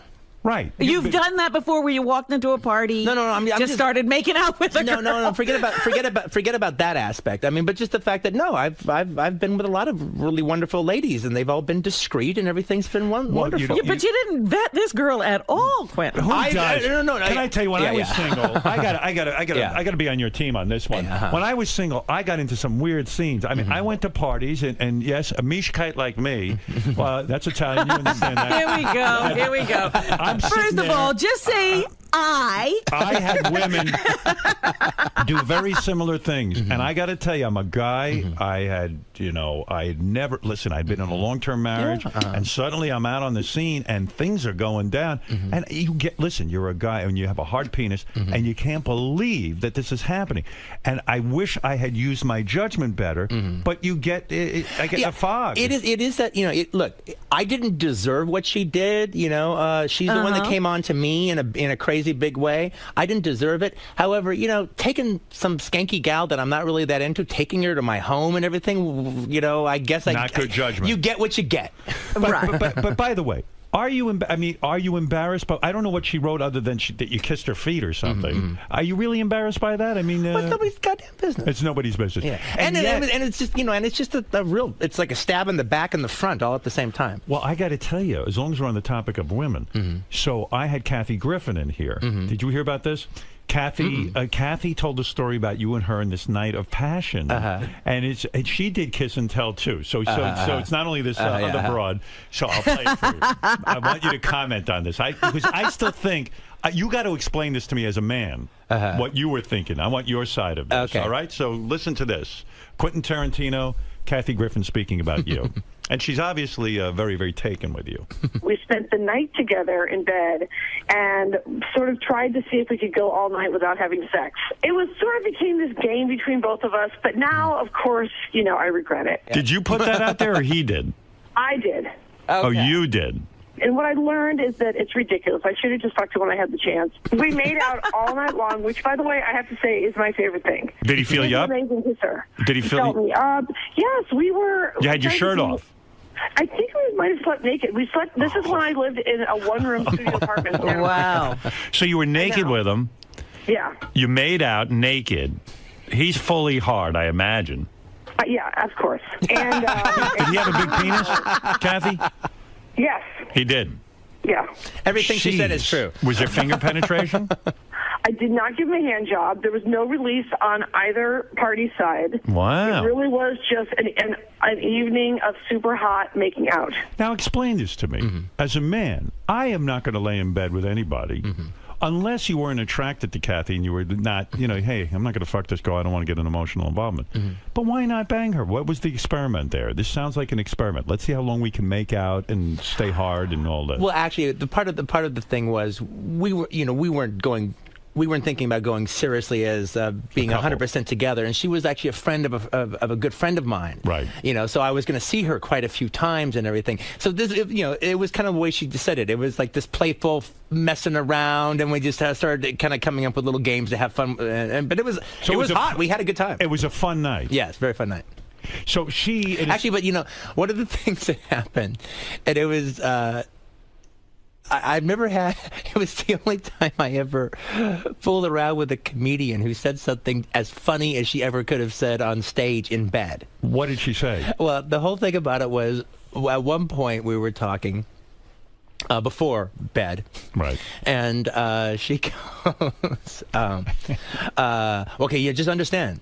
If we lay in bed, I'm not going to have sex with you. Just understand, because it's not too soon. As I'm not ready." And I go, hey, that's okay. We don't have to have sex. We can just do the thing. What is the thing? Well, the thing is where you do everything but. And so you like the thing? Yes, I'm a big fan of the thing. I will never, ever do the thing with you, Quentin. All right. Then cut to 3 hours later. We're in bed. And halfway into our night, she goes, oh, my God, I'm doing the thing. But you're a very wise man, because The thing that you talk about means most women are going to end up fucking you if they're naked and all that. So you're smart. You say, yeah, I don't want to do that. We're just going to do the thing.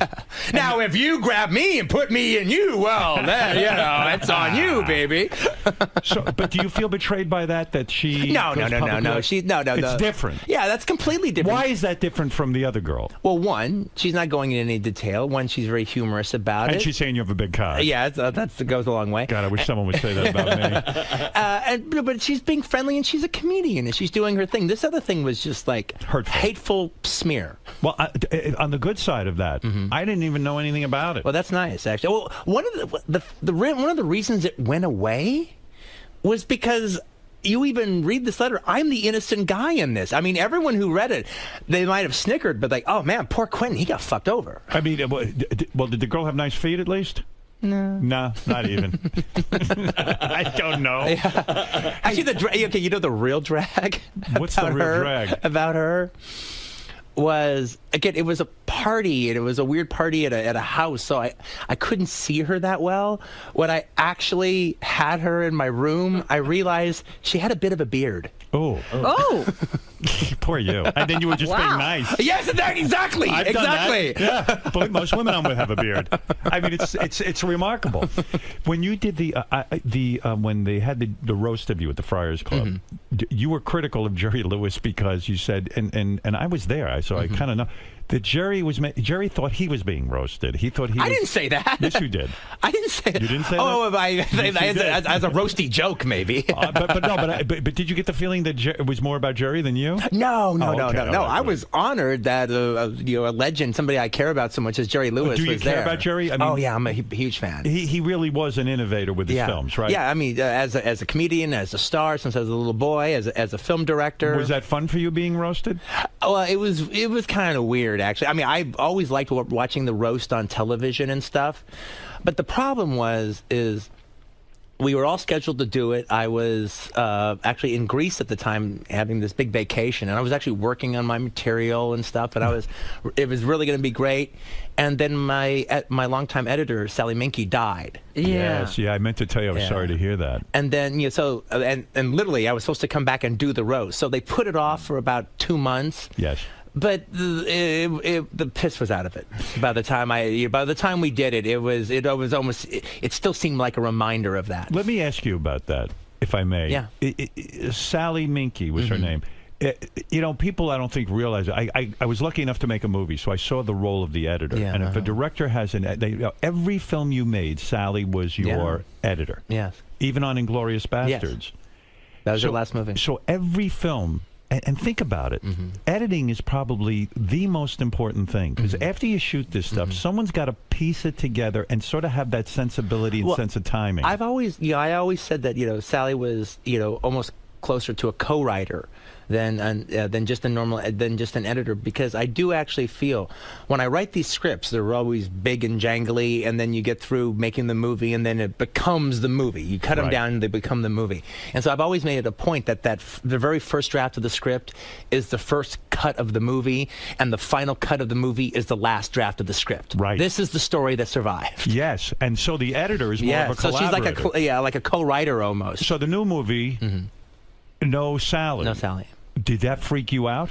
Well, it was what it was. But were you like Led Zeppelin? They wanted to stop being Led Zeppelin after John Bonham died because he was such a great drummer. I mean, this is your editor, your collaborator. Were you afraid to make the next movie? No, I wasn't afraid to. I had to go. I wasn't going to quit. Who did you choose to be your editor? I picked a guy named Fred Raskin. He's a terrific editor. He did the last 3 Fast and Furious movies, and he was Sally's one of her assistants on Kill Bill. So I got to know him on Kill Bill. Will you avoid getting into a relationship with this new guy like you had with Sally, where she became the only editor? Was it in a sense an obligation that you had to use Sally? No. She was truly my greatest collaborator. It was and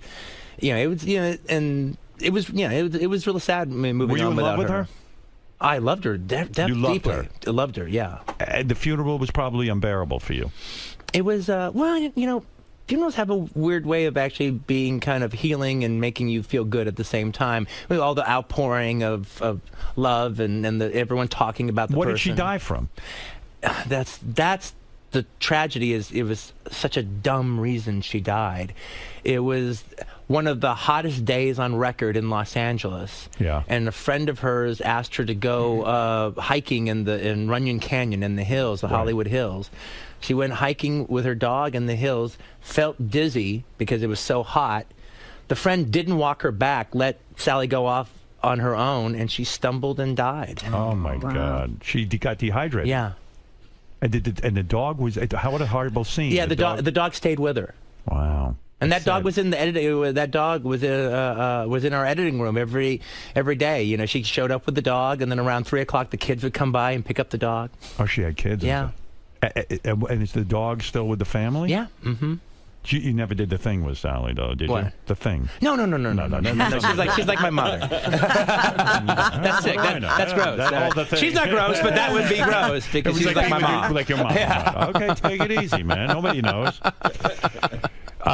Jamie Foxx said that you are the Mozart of film because he saw a thing happen where you had the ending to the movie, was in the script, you shot it, and right then and there you said it doesn't work, and you rewrote the thing on the set and rewrote the ending. Are you the Mozart of film? Are you a genius? Well, I think he makes a little bigger deal about that. Is that what you have to do after you make a movie? Everybody kisses each other's ass. It probably gets sickening after a while. Well, it's just, you know, it was. But you know, one of the things about it is, it's especially when you make a movie like this. This is kind of an epic, right? And you know, part of the thing is, you know, you've got to modulate with an epic. Is I knew the script was so big that would never survive as the whole movie. So you have to just start making it and start realizing what you need and what you don't need, right, as you go on, and what you have and you know. And at a certain point, I realized in the script that everything that I had built up for the very, very, very end was kind of a big climax. And what I had ended up doing by that point in the movie, that I'd kind of had my climax a little bit earlier. And the end needed to be a little bit more of an epilogue. Right. And, you know, wrapping it up as opposed to coming to a point, because that point happened a little earlier now. And so I just had to rewrite it so it kind of was more of an epilogue than a climax, because I already done my climax, if that makes any sense. No, it makes sense to me. Are you a photographer? Not really. Do you care about cinematography? Oh, no, you do. Drastically. Well, are you the type of guy who will wait all day for the right sunsets in order to make, because you have it in your head what the film should look like? I wouldn't do that willy-nilly, but if I've come up with a sequence that we know that the light will be a certain time at a certain point of the day, and we've decided that that's what we're going to do, yeah, we'll wait for a certain lighting to do what we want to do if we can pull it off in time. Because some of those shots in Kill Bill and stuff, they're beautiful. Oh, like, yeah. I could see those as still photography. I think for the most, especially ever since I've been working with Robert Richardson, who's a 3-time Academy Award winner now. Right. And he did Inglourious Basterds, he did this last one, Django, and he did the Kill Bill movies. Yeah, I think you could take almost any frame from any print of the movie and blow it up and put it on your wall. I got to tell you, I agree. I got to tell you, this sounds like so much fun that, you know, maybe I'll go make a movie, you know. We'll all do it now. We'll all drop Well, let me ask you something, Quentin, because Howard is one of these guys who doesn't believe in going to see a movie in a theater. Well, I'm afraid of people, and I don't want lice. And what's that other thing? Bed bugs. That is bed bugs in the theater. Bed bugs, lice. Yeah, be sure to send me... Scabies. What are you going to get? In fact, I saw, by the way... I'm talking about the Travis